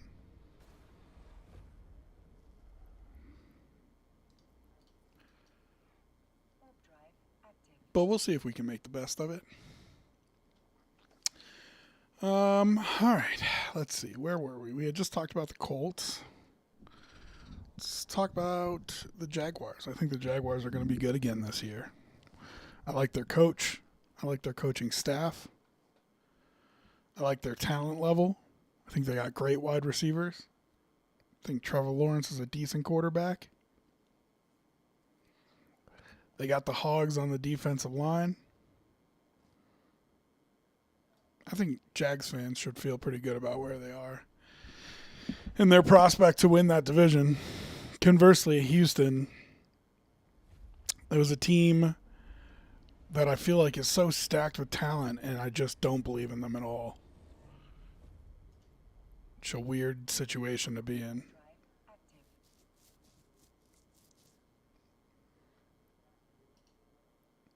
But, if CJ Stroud can't do anything and you don't have an offensive line, then hard to win football games. Who knows? I mean, maybe he bounces back. He was so good at the beginning of his career, and then last year was just a disaster.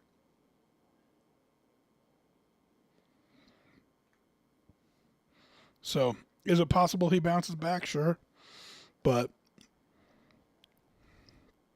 here's the thing. The other top guy they got, Will Anderson, he's the man. So, you're going to have that. But you had J.J. Watt for a bunch of years and never really figured it out.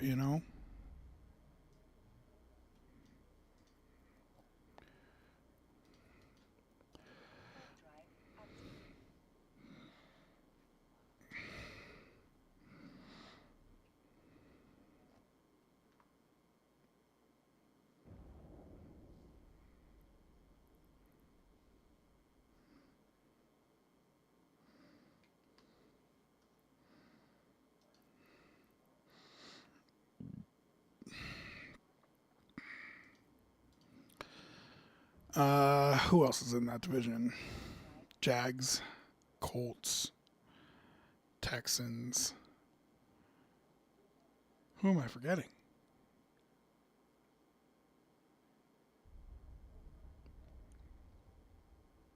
Oh my God. Who am I forgetting?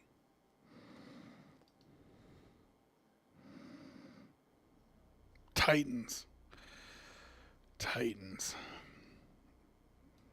I mean, I think they jump up a couple wins, but we're not talking anything big, right?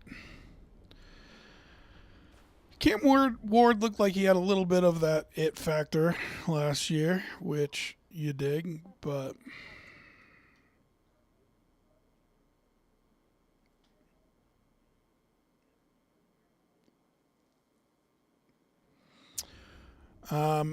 Robert Sala, I always liked him as a coach. I don't know. I don't know if he's the right fit for down there.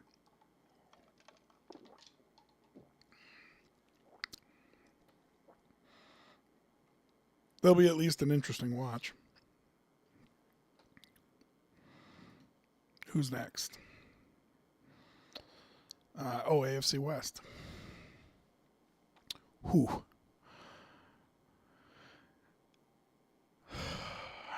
Do I feel like the Broncos repeat?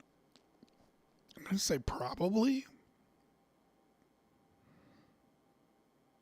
I know the Chargers every year. Tell me when they do it in the playoffs. Everybody says it. It's fair to say. But it's still a good team. They still won 11 games.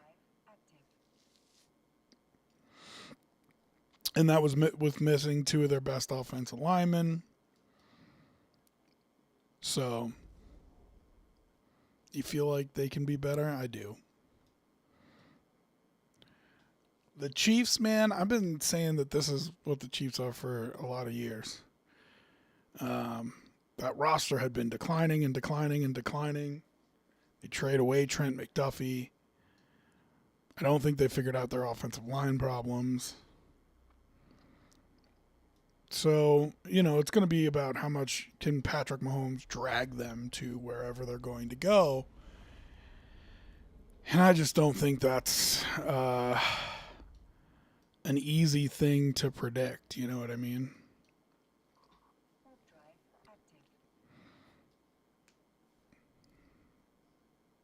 So,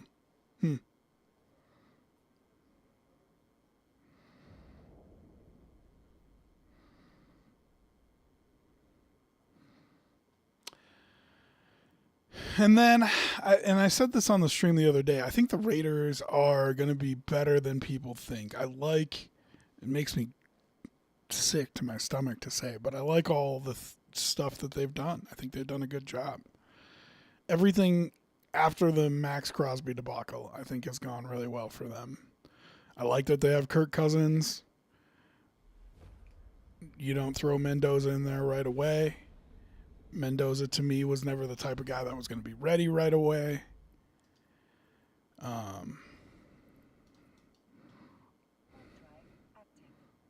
So I think that's smart. I like Linderbaum for them. I think you should have a good center for a young QB. You can let him call the protections and take one thing off Mendoza's plate. How Linderbaum works with Cousins will be good for Mendoza to watch. Yeah, I don't know. I mean, I just like a bunch of the stuff that they did.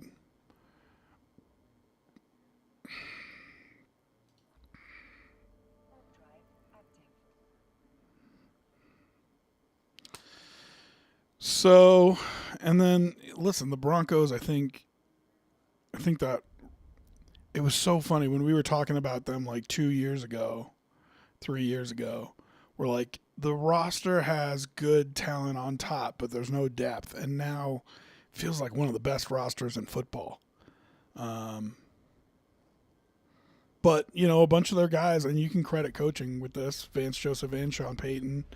It feels like a bunch of their guys took steps forward. And that's what you need. You got to have those guys develop. You can't just expect them to walk in and be at the top of their position. So guys like Benito and Cooper and,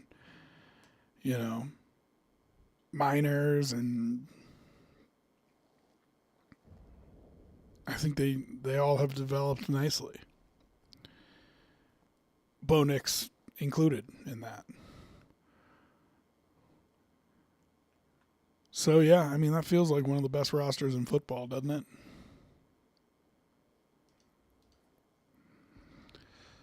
But the AFC West should be fun. It'll be nice to have both Western divisions are going to make for good, like, late afternoon football.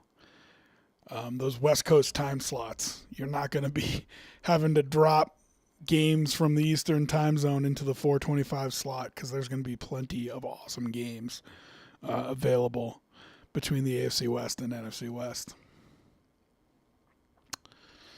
NFC East.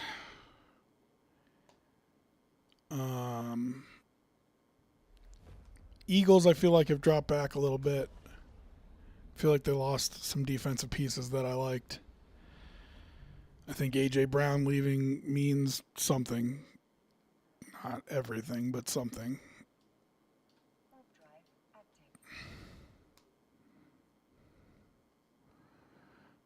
Oof, that was a mistake. Let's see if that cost me my life. See, this is the problem with talking while I do this, because I am not paying attention 100%. But we will find out.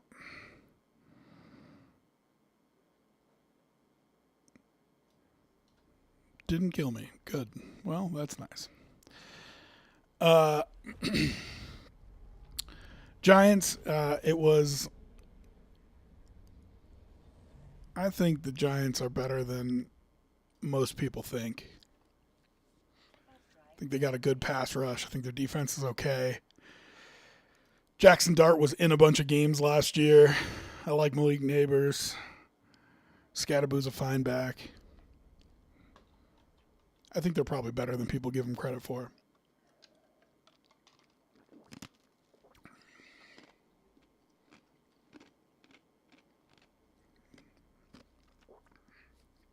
Spent some money on the offensive line. Cowboys, I like what they've done. Schottenheimer, I wasn't a fan of when he got hired, but I think he's acquitted himself pretty well.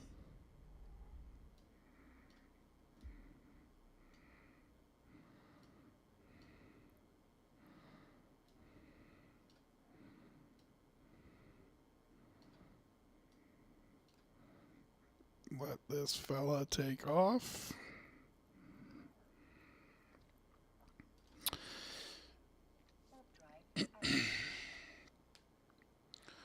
So I like a bunch of the stuff that the Cowboys did. Yes, it sucks they lost Parsons, but I think they rebuilt that defense pretty well. Not a huge fan of their corners, but overall, I think it's a pretty good defense. They lost a couple guys, though. Yeah, middle of the pack.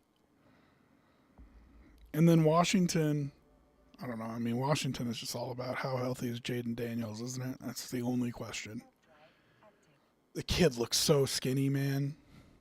He looks so small when you see him, slight, I should say. So you hope it's not. You hope last year wasn't a foreshadowing of things to come for him, because he's a heck of a talent, you know? NFC North should be fun. I think it's Packers or Bears. I don't think the Vikings really factor in my mind. Kyler might make them interesting, but I don't know. I mean, Kevin O'Connell can surprise me. I'd leave the door open to it. The Lions, I think, are in trouble, man. Their defensive backfield, with all the Terry and Arnold stuff and everything else going on, I don't know, man. I think they might have a second tough year. Which I like the Lions and the Lions fans. So I hope not, but Packers, I think, have a really nice team. Jordan Love kind of wavers between good and great for me. So you wonder if he can figure it out.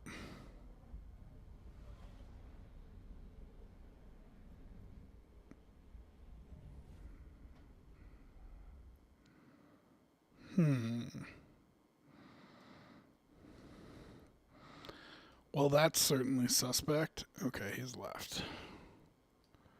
Where did this go? What are we doing? Um, but I love the Packers roster. I also think the Bears have a good roster, but I think the Packers roster is better.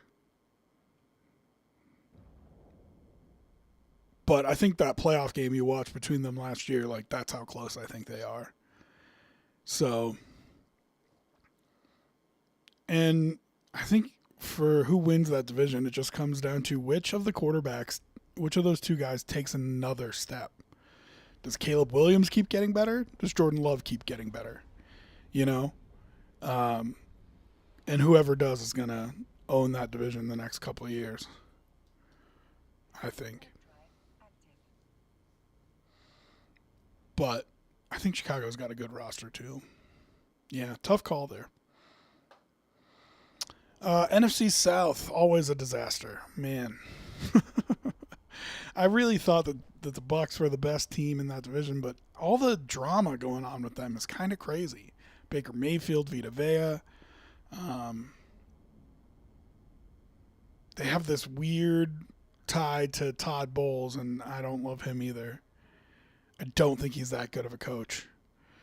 But I also think that they'll win that division. So, what does that say about me? Um,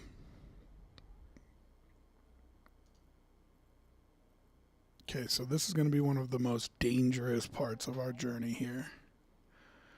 Transitioning from nullsec to Empire Space, which is going to be the next couple jumps here. So I'm going to lock in a little bit, but the rest of that NFC South, man,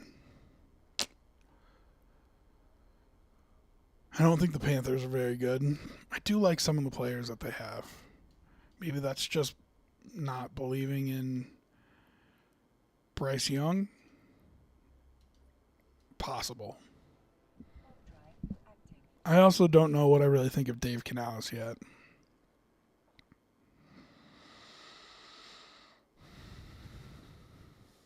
Yeah.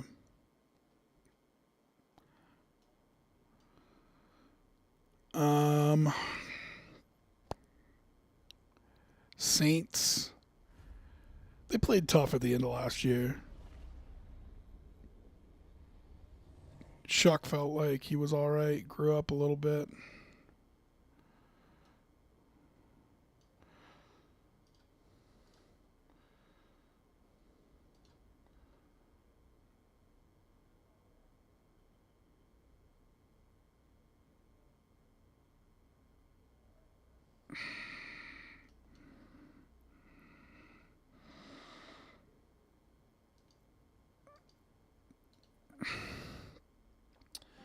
And they still got some talent on that team, but it's getting old.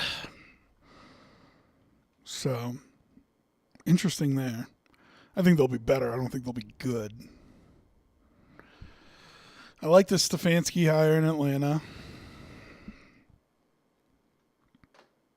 I don't like Tua. I do like Penix. I've always liked Penix.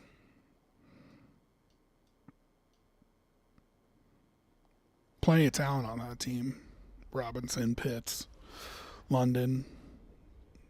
O-line's okay.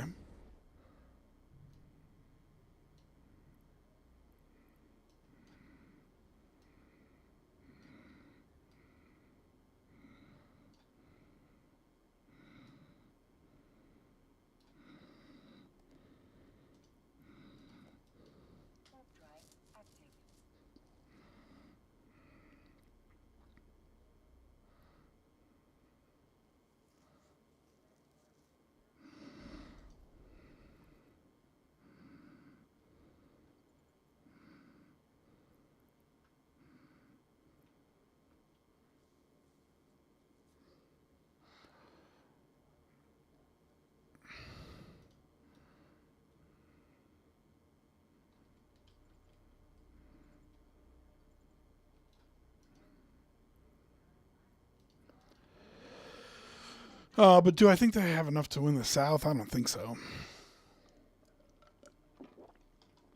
Maybe.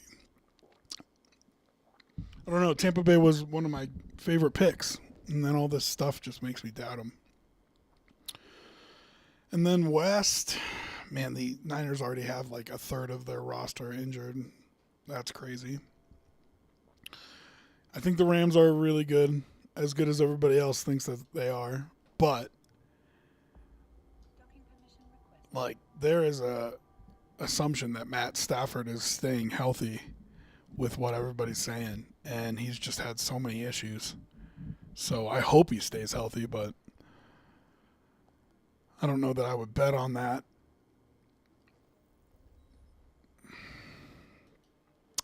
All right, well, we made it here safely, so that's something. Let's do that.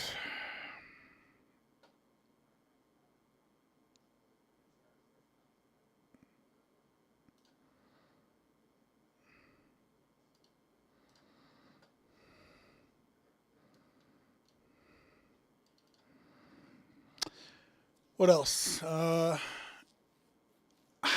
mean, the Seahawks. I just still, Sam Darnold, he's good, not great. So how good do you think that offense is going to be? They lose Kenneth Walker. I just don't know, man.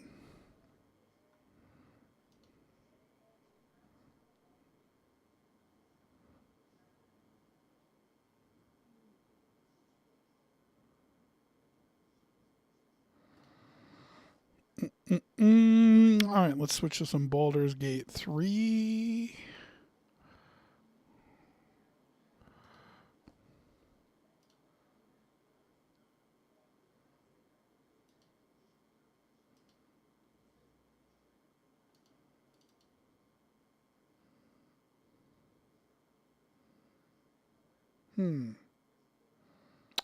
Interesting. Why is that not pulling up?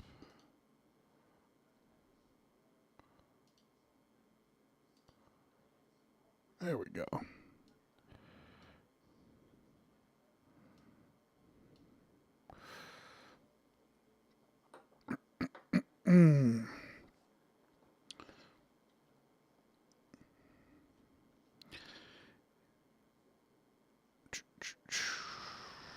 All right.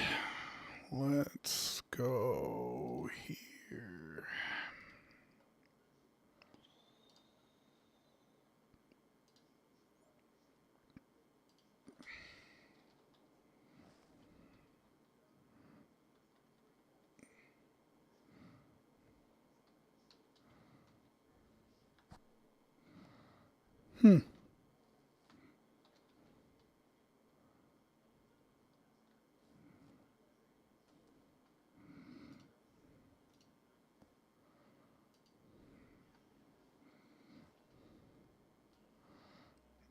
There we go.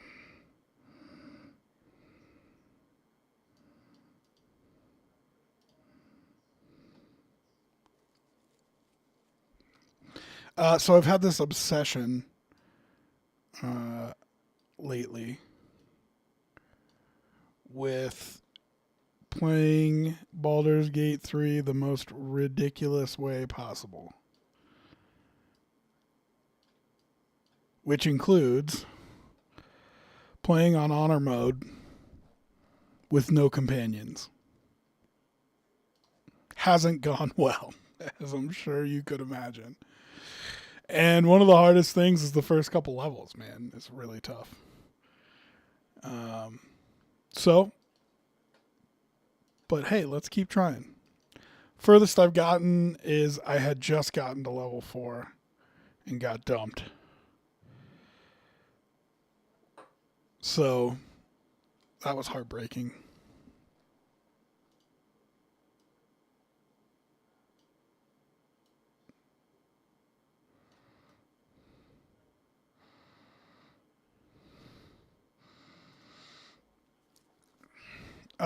One of the things, and I heard there's a mod for it, which I'm not a mod guy, but this one doesn't like affect the game, so I would do it. And I know they allowed for mods, but one of the most annoying things of honor mode is with how often you die.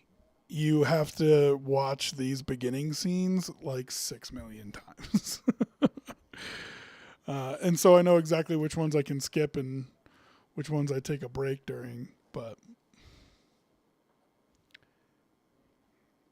so I've tried a couple different builds during this honor mode. Um, Oh, I gotta put the audio in here. Audio input. No.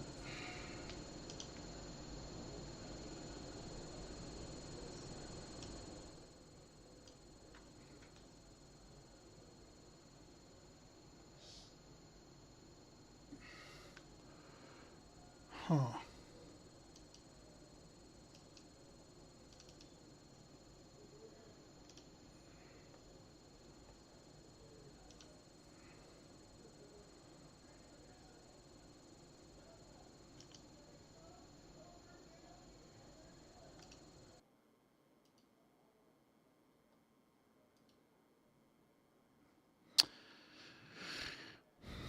Hmm.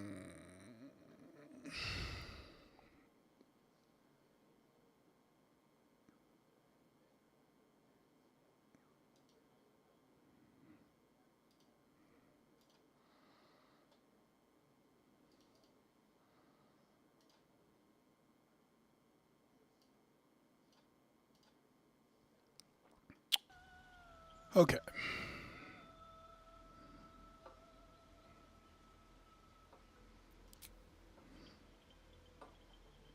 think you guys have sound now. So I've done a couple of different builds when it came to this. The hardest part is you can't go down because there's nobody there to heal you. So it's not just that you can't die like you're in honor mode. You can't hit the ground, which makes half orcs super tempting to play because you've got the relentless endurance that you get one freebie when you go down.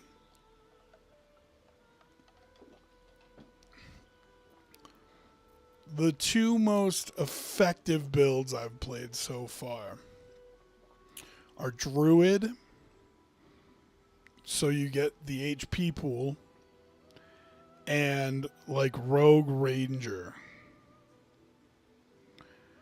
and doing like a shoot and scoot kind of, I'm staying far away. I bet you could build the shoot and scoot with like Fighter Ranger too, or Fighter Rogue too, because really all that matters is the Rogue's cunning action. That has been the easiest build to play so far.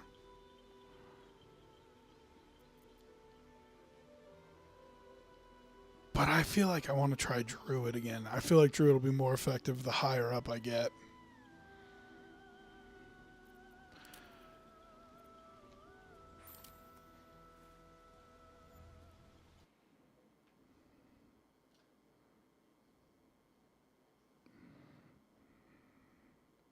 Let's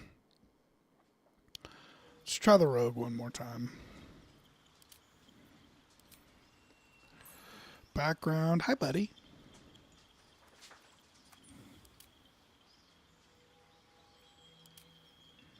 I think I want like insight and persuasion. I think I'll take Guild Artisan. Sure, I want the dex super high. I want the con. I don't need the int. I might dip a level of wizard though.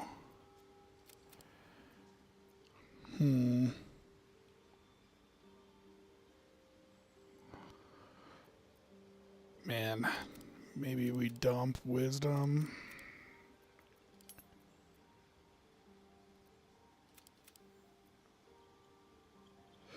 Yeah, that looks like a decent shot at it. I love having a level of wizard because then you can just like scribe all the fucking spell scrolls in the game, which is awesome.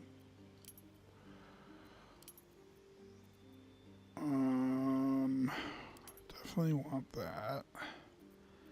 Definitely want that.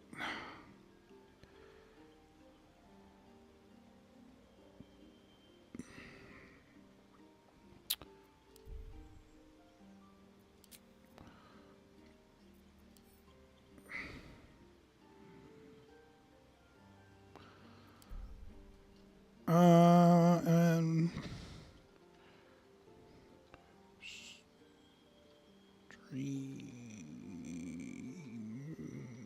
Mirror. How about that?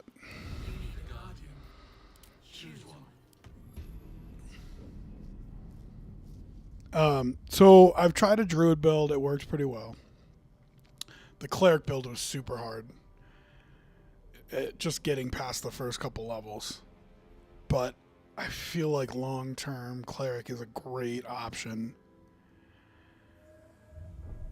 I think I'm going to go rogue and fighter with this one instead of rogue and ranger. There's also a part of me that loves taking warlock levels because you get a couple of things. You get eldritch invocations, which allow you to like pick certain things and get them all the time. And you get spells that come back on a short rest, which in heroic mode I feel like is super important. But I haven't tried rogue fighter yet, so maybe I'll do rogue fighter here. And if I'm doing that, I'm really just doing rogue for the cunning action, so I might only take it to level 2. But I have to get right to that cunning action, like it's so important.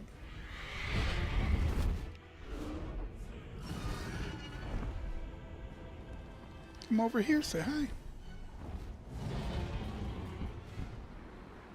No, you don't want to come say hi? You just want to stare at me from the other side of the desk? Oh, okay. All right. You don't have to come say hi. It's fine. I'd come say hi to you, just so you know.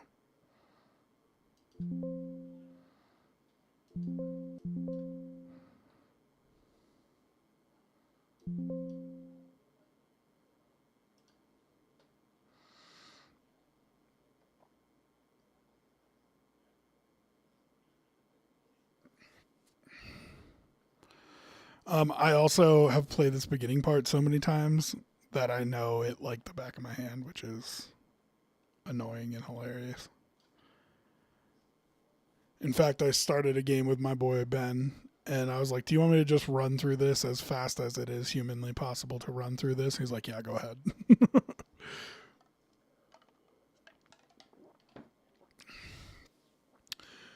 This is the cutscene I wish you could switch. You could skip. I mean, it's cool. Don't get me wrong. I just have now watched it 100 times. And it's like 4 minutes long.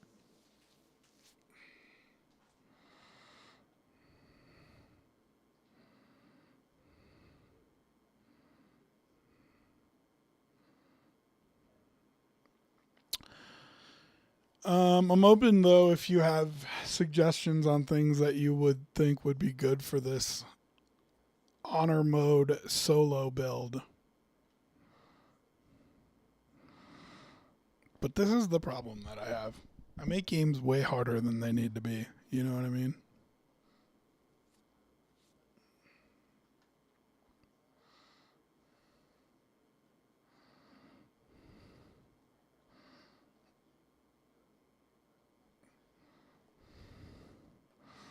Why can't I just be a normal person and play this on hard mode and be happy?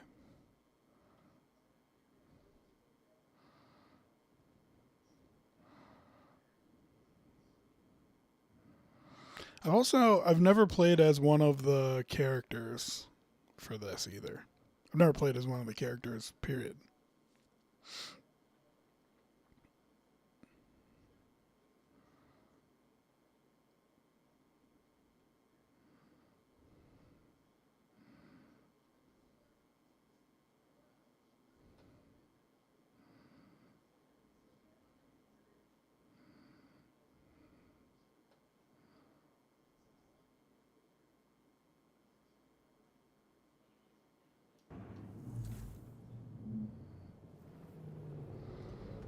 All right, let's do this. My head. Dead. Good.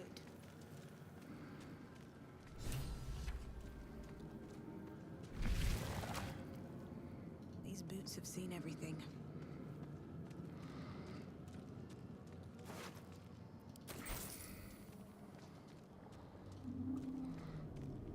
Oh, I am playing honor mode though, so I need to go pick up everything, even the stuff that's just worth a gold piece, to make sure I can get the best gear.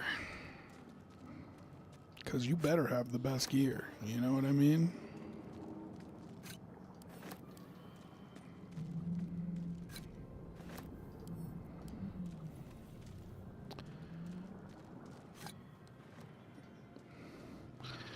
And then we'll try to mutilate the brain.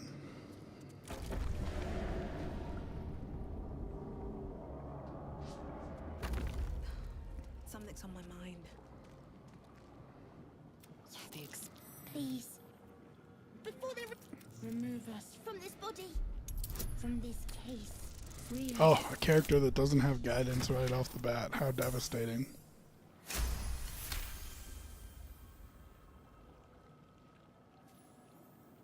Good boy, go on.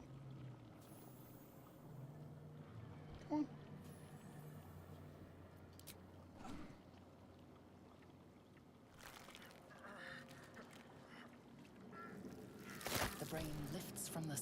Good boy. But you notice an opportunity.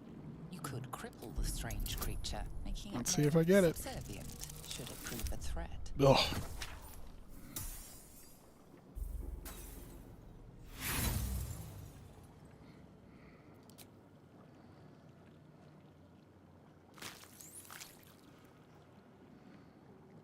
He's helpful to have around.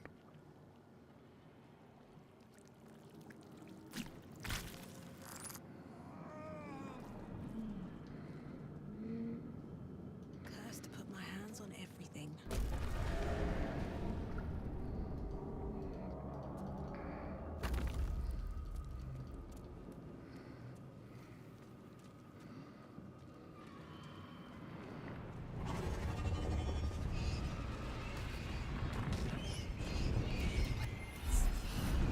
We can do. We will address the matter of.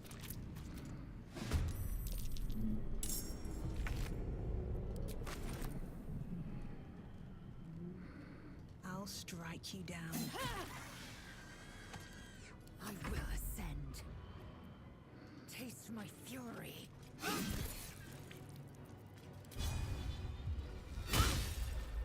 Excellent. Nice job.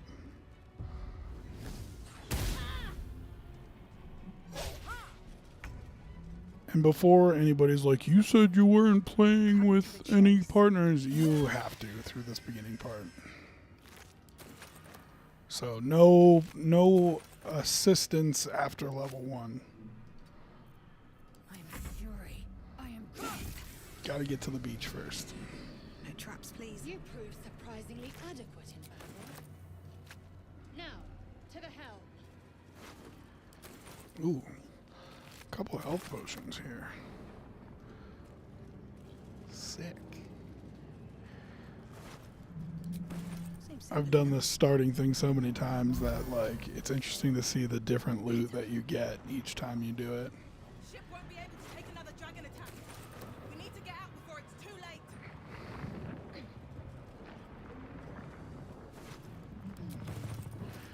Okay, let's refit here.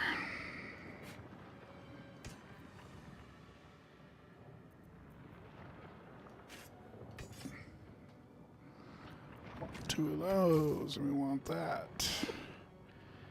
And I don't think that's better than what we have, so we're good. Very well.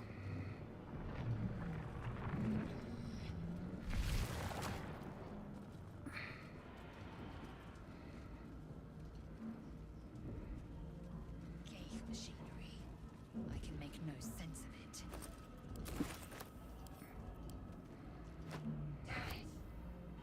We have no time for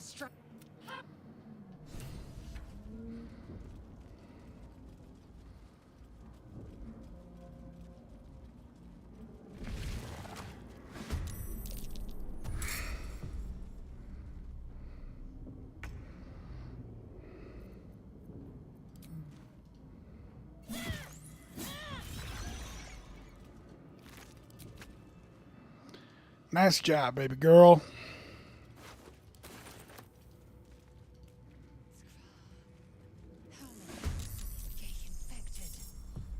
That's the first time that he's been back there. That's interesting.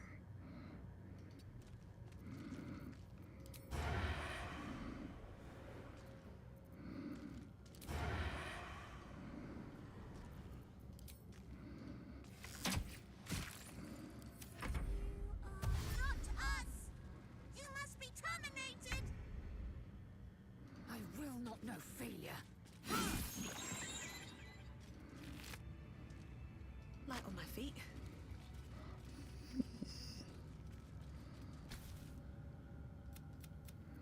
as you keep.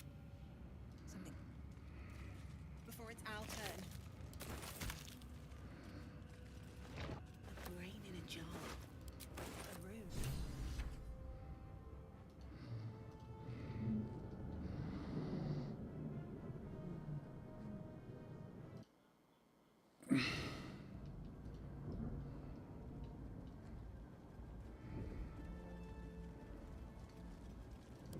Don't mind if I do.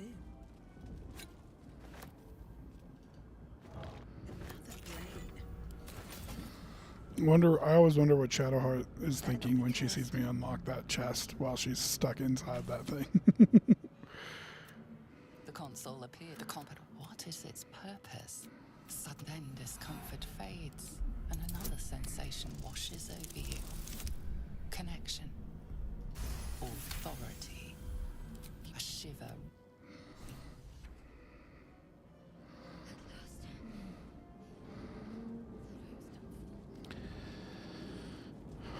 So like I said, once we get down to the beach, get to level 2. Speak up. Oh shoot, I should have done that. I should have waited for her. Whatever. Is when I'll go without companions. Thought that You're dangerous company. Fair, let me come with you. I feel like most people have played this beginning part of the game, so just speeding through it a little bit. Oof.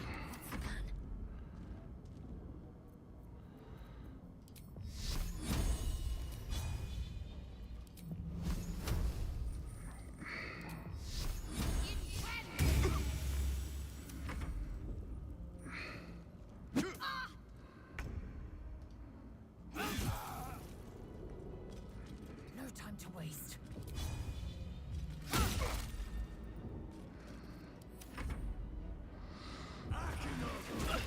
Not good rolls for me so far, that's for sure.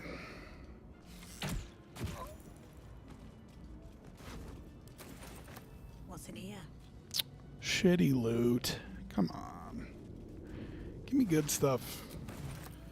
Doing a solo run. Carry me. I'll give it a shot.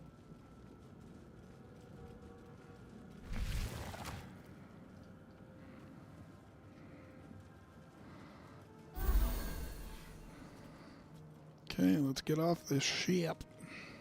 We are nearing the. Okay.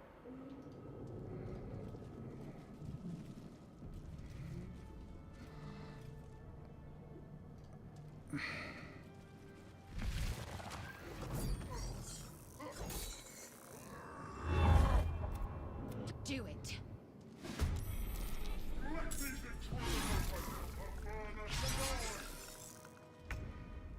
We need to get out of here now. Let's finish this. Feel my mistress's wrath.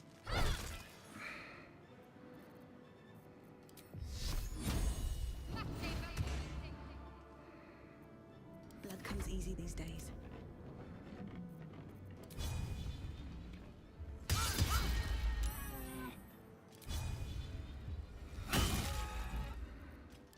I can't even catch my breath.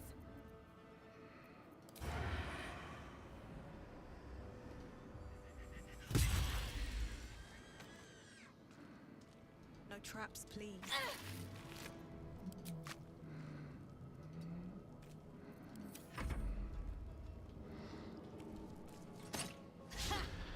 One of my boys said that if you kill the big demon, that he drops a really good sword. And I'm like, you've been able to kill the big demon before? Impressive. I have. Like, the most I think I've gotten him to is half. Going.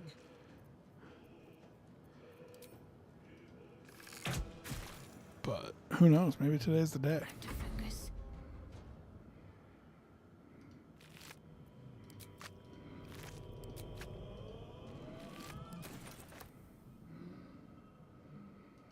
Let's see.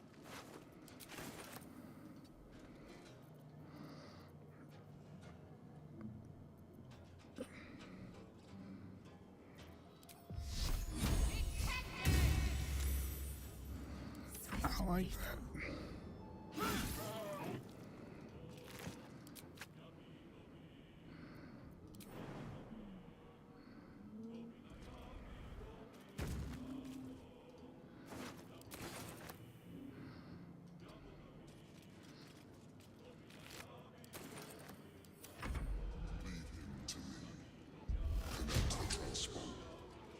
Yeah, well, if I'm going to leave him to you, don't miss.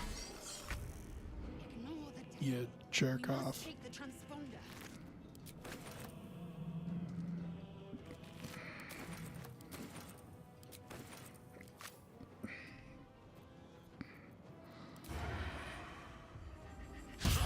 Come on.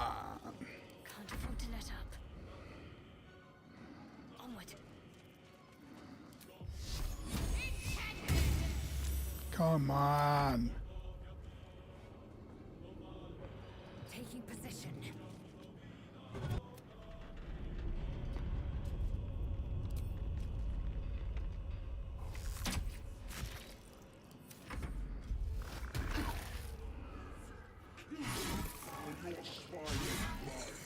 Shit hits the ground, we're dead.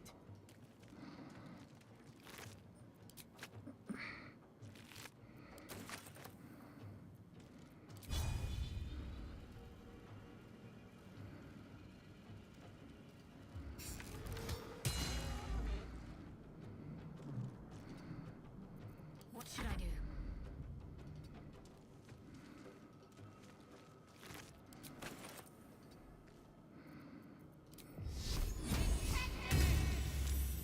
Victory awaits. 40%, but I haven't hit him once. It's a very Rob thing.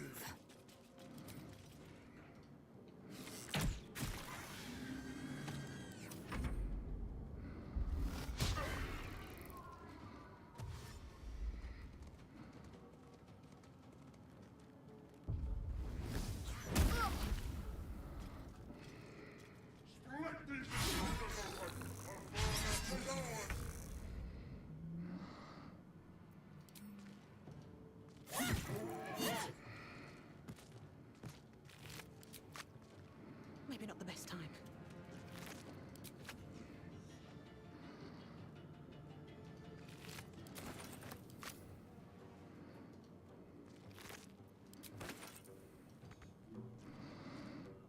Talk to me.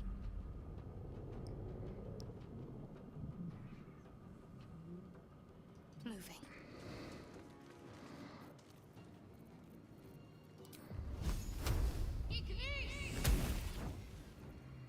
Victory awaits.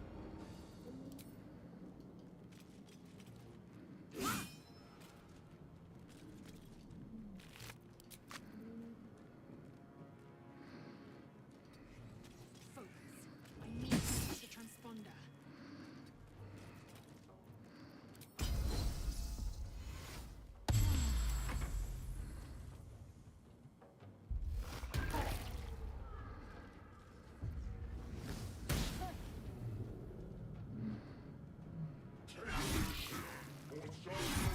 Oh, just absolutely getting owned.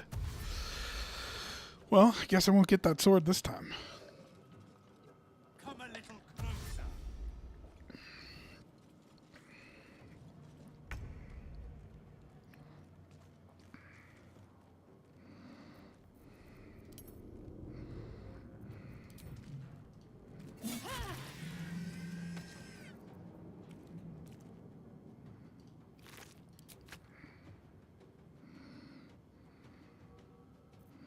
Can't give up.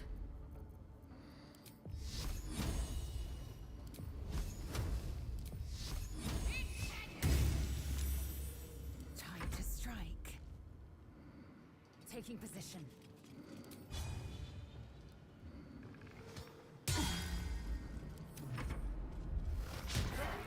Oh,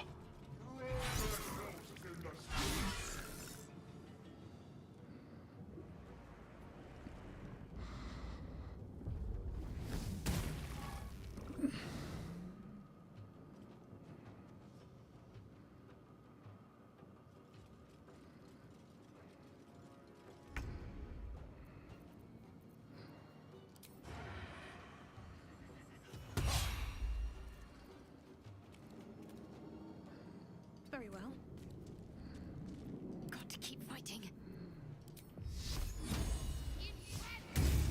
oh, man, she hasn't Let's go. hit one time. Time to strike.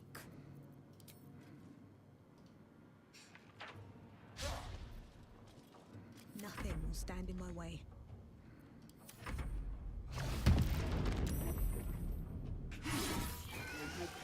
Dead. All right, time to get off the ship.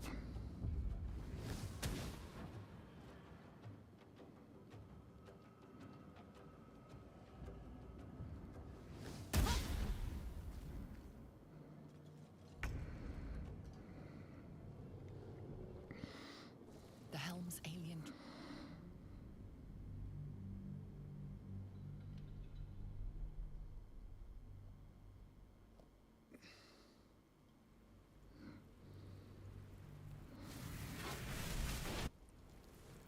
As you wake, the tadpoles, the tadpole. Open up.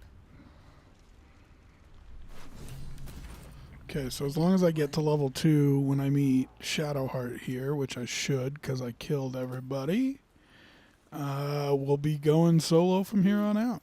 You're alive. We might have. We need each other. Bang, level up. So, Something the Shadowheart? matter? If you're sure. A shame. Shadowheart's my girl. But you gotta go to camp. Gotta get that cunning action. That's what it's all about. Need to find a way forward. Let's have a look.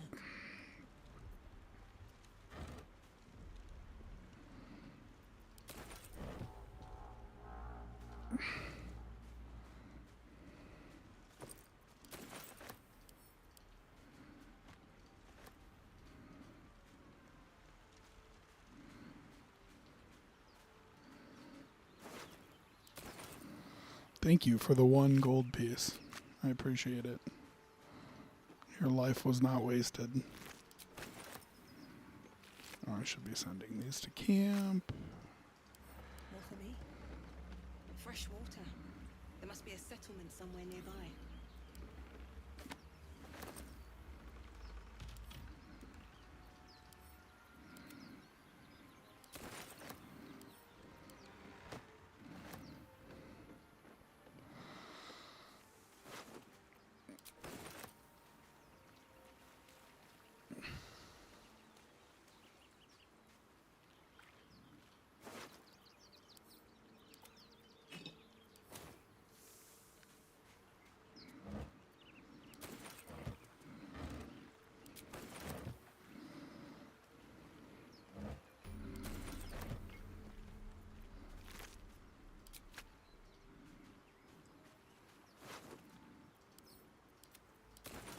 Let's see.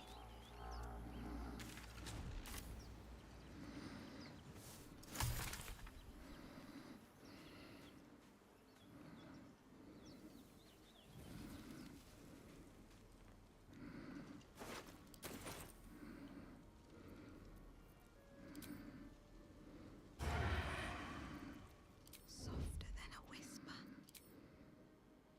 What do I have to lose? More of those wretched things.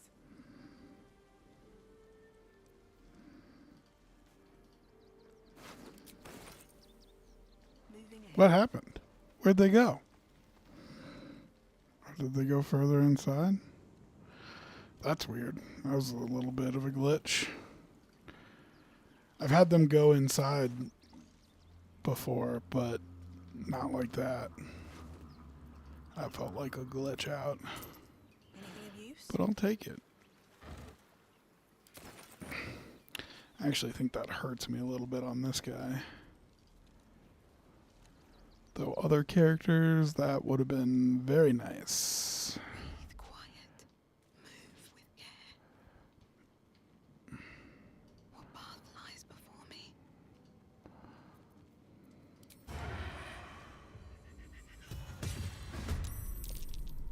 Better stay back. One strike could be lethal. Can't slow down. Better be cautious.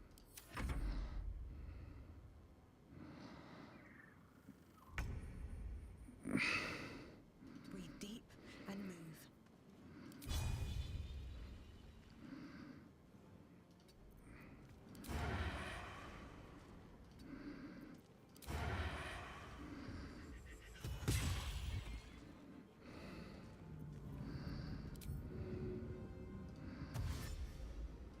step forward.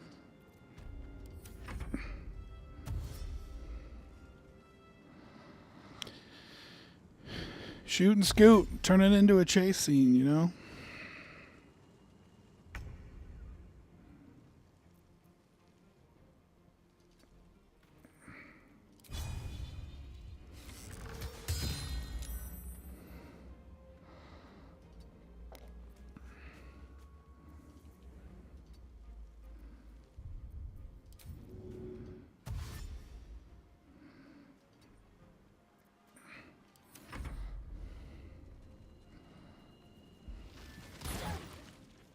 Oof, that's a big hit.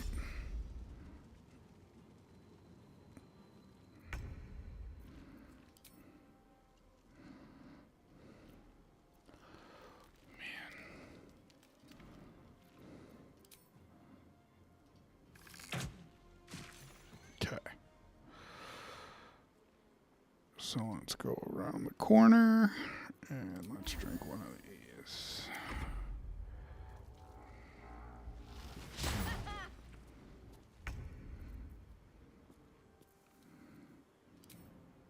You've made a grave mistake.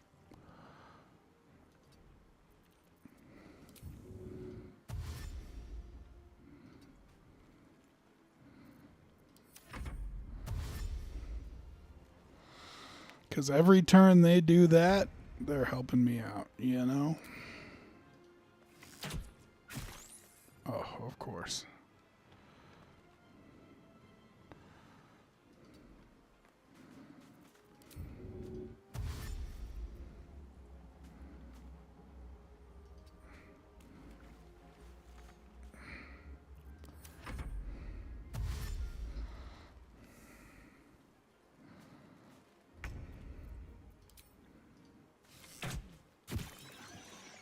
What's inside? Shoot and scoot. Shoot it and scoot it.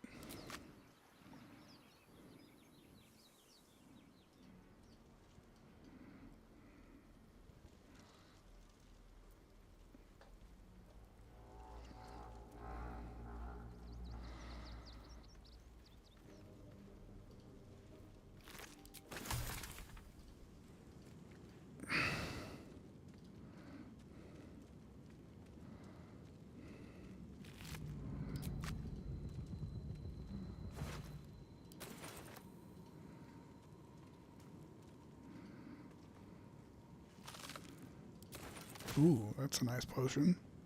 Is that what I think it is? Oh, no, resistant to fire damage.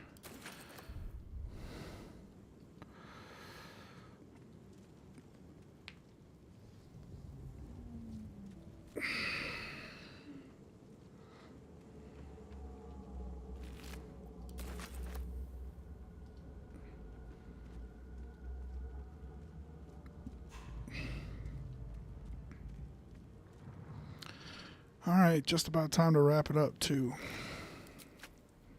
What's hiding here? We'll leave it at Asterion.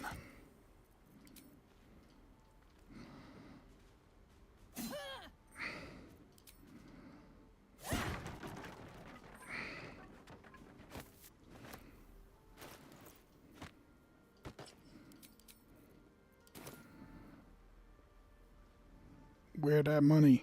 I know there's money in the, there I'll it is. fill my pack. All right, everybody. Well, I appreciate you guys hanging out for the stream. Let's see. Monday will be a Denver Sports Monday, and I'll have content coming out on my YouTube channel between now and then. Some videos on demand. So if you haven't been here the whole week, you can catch up there. Otherwise, appreciate y'all for watching. And like I said, we'll be back next week. Have a good weekend, everybody.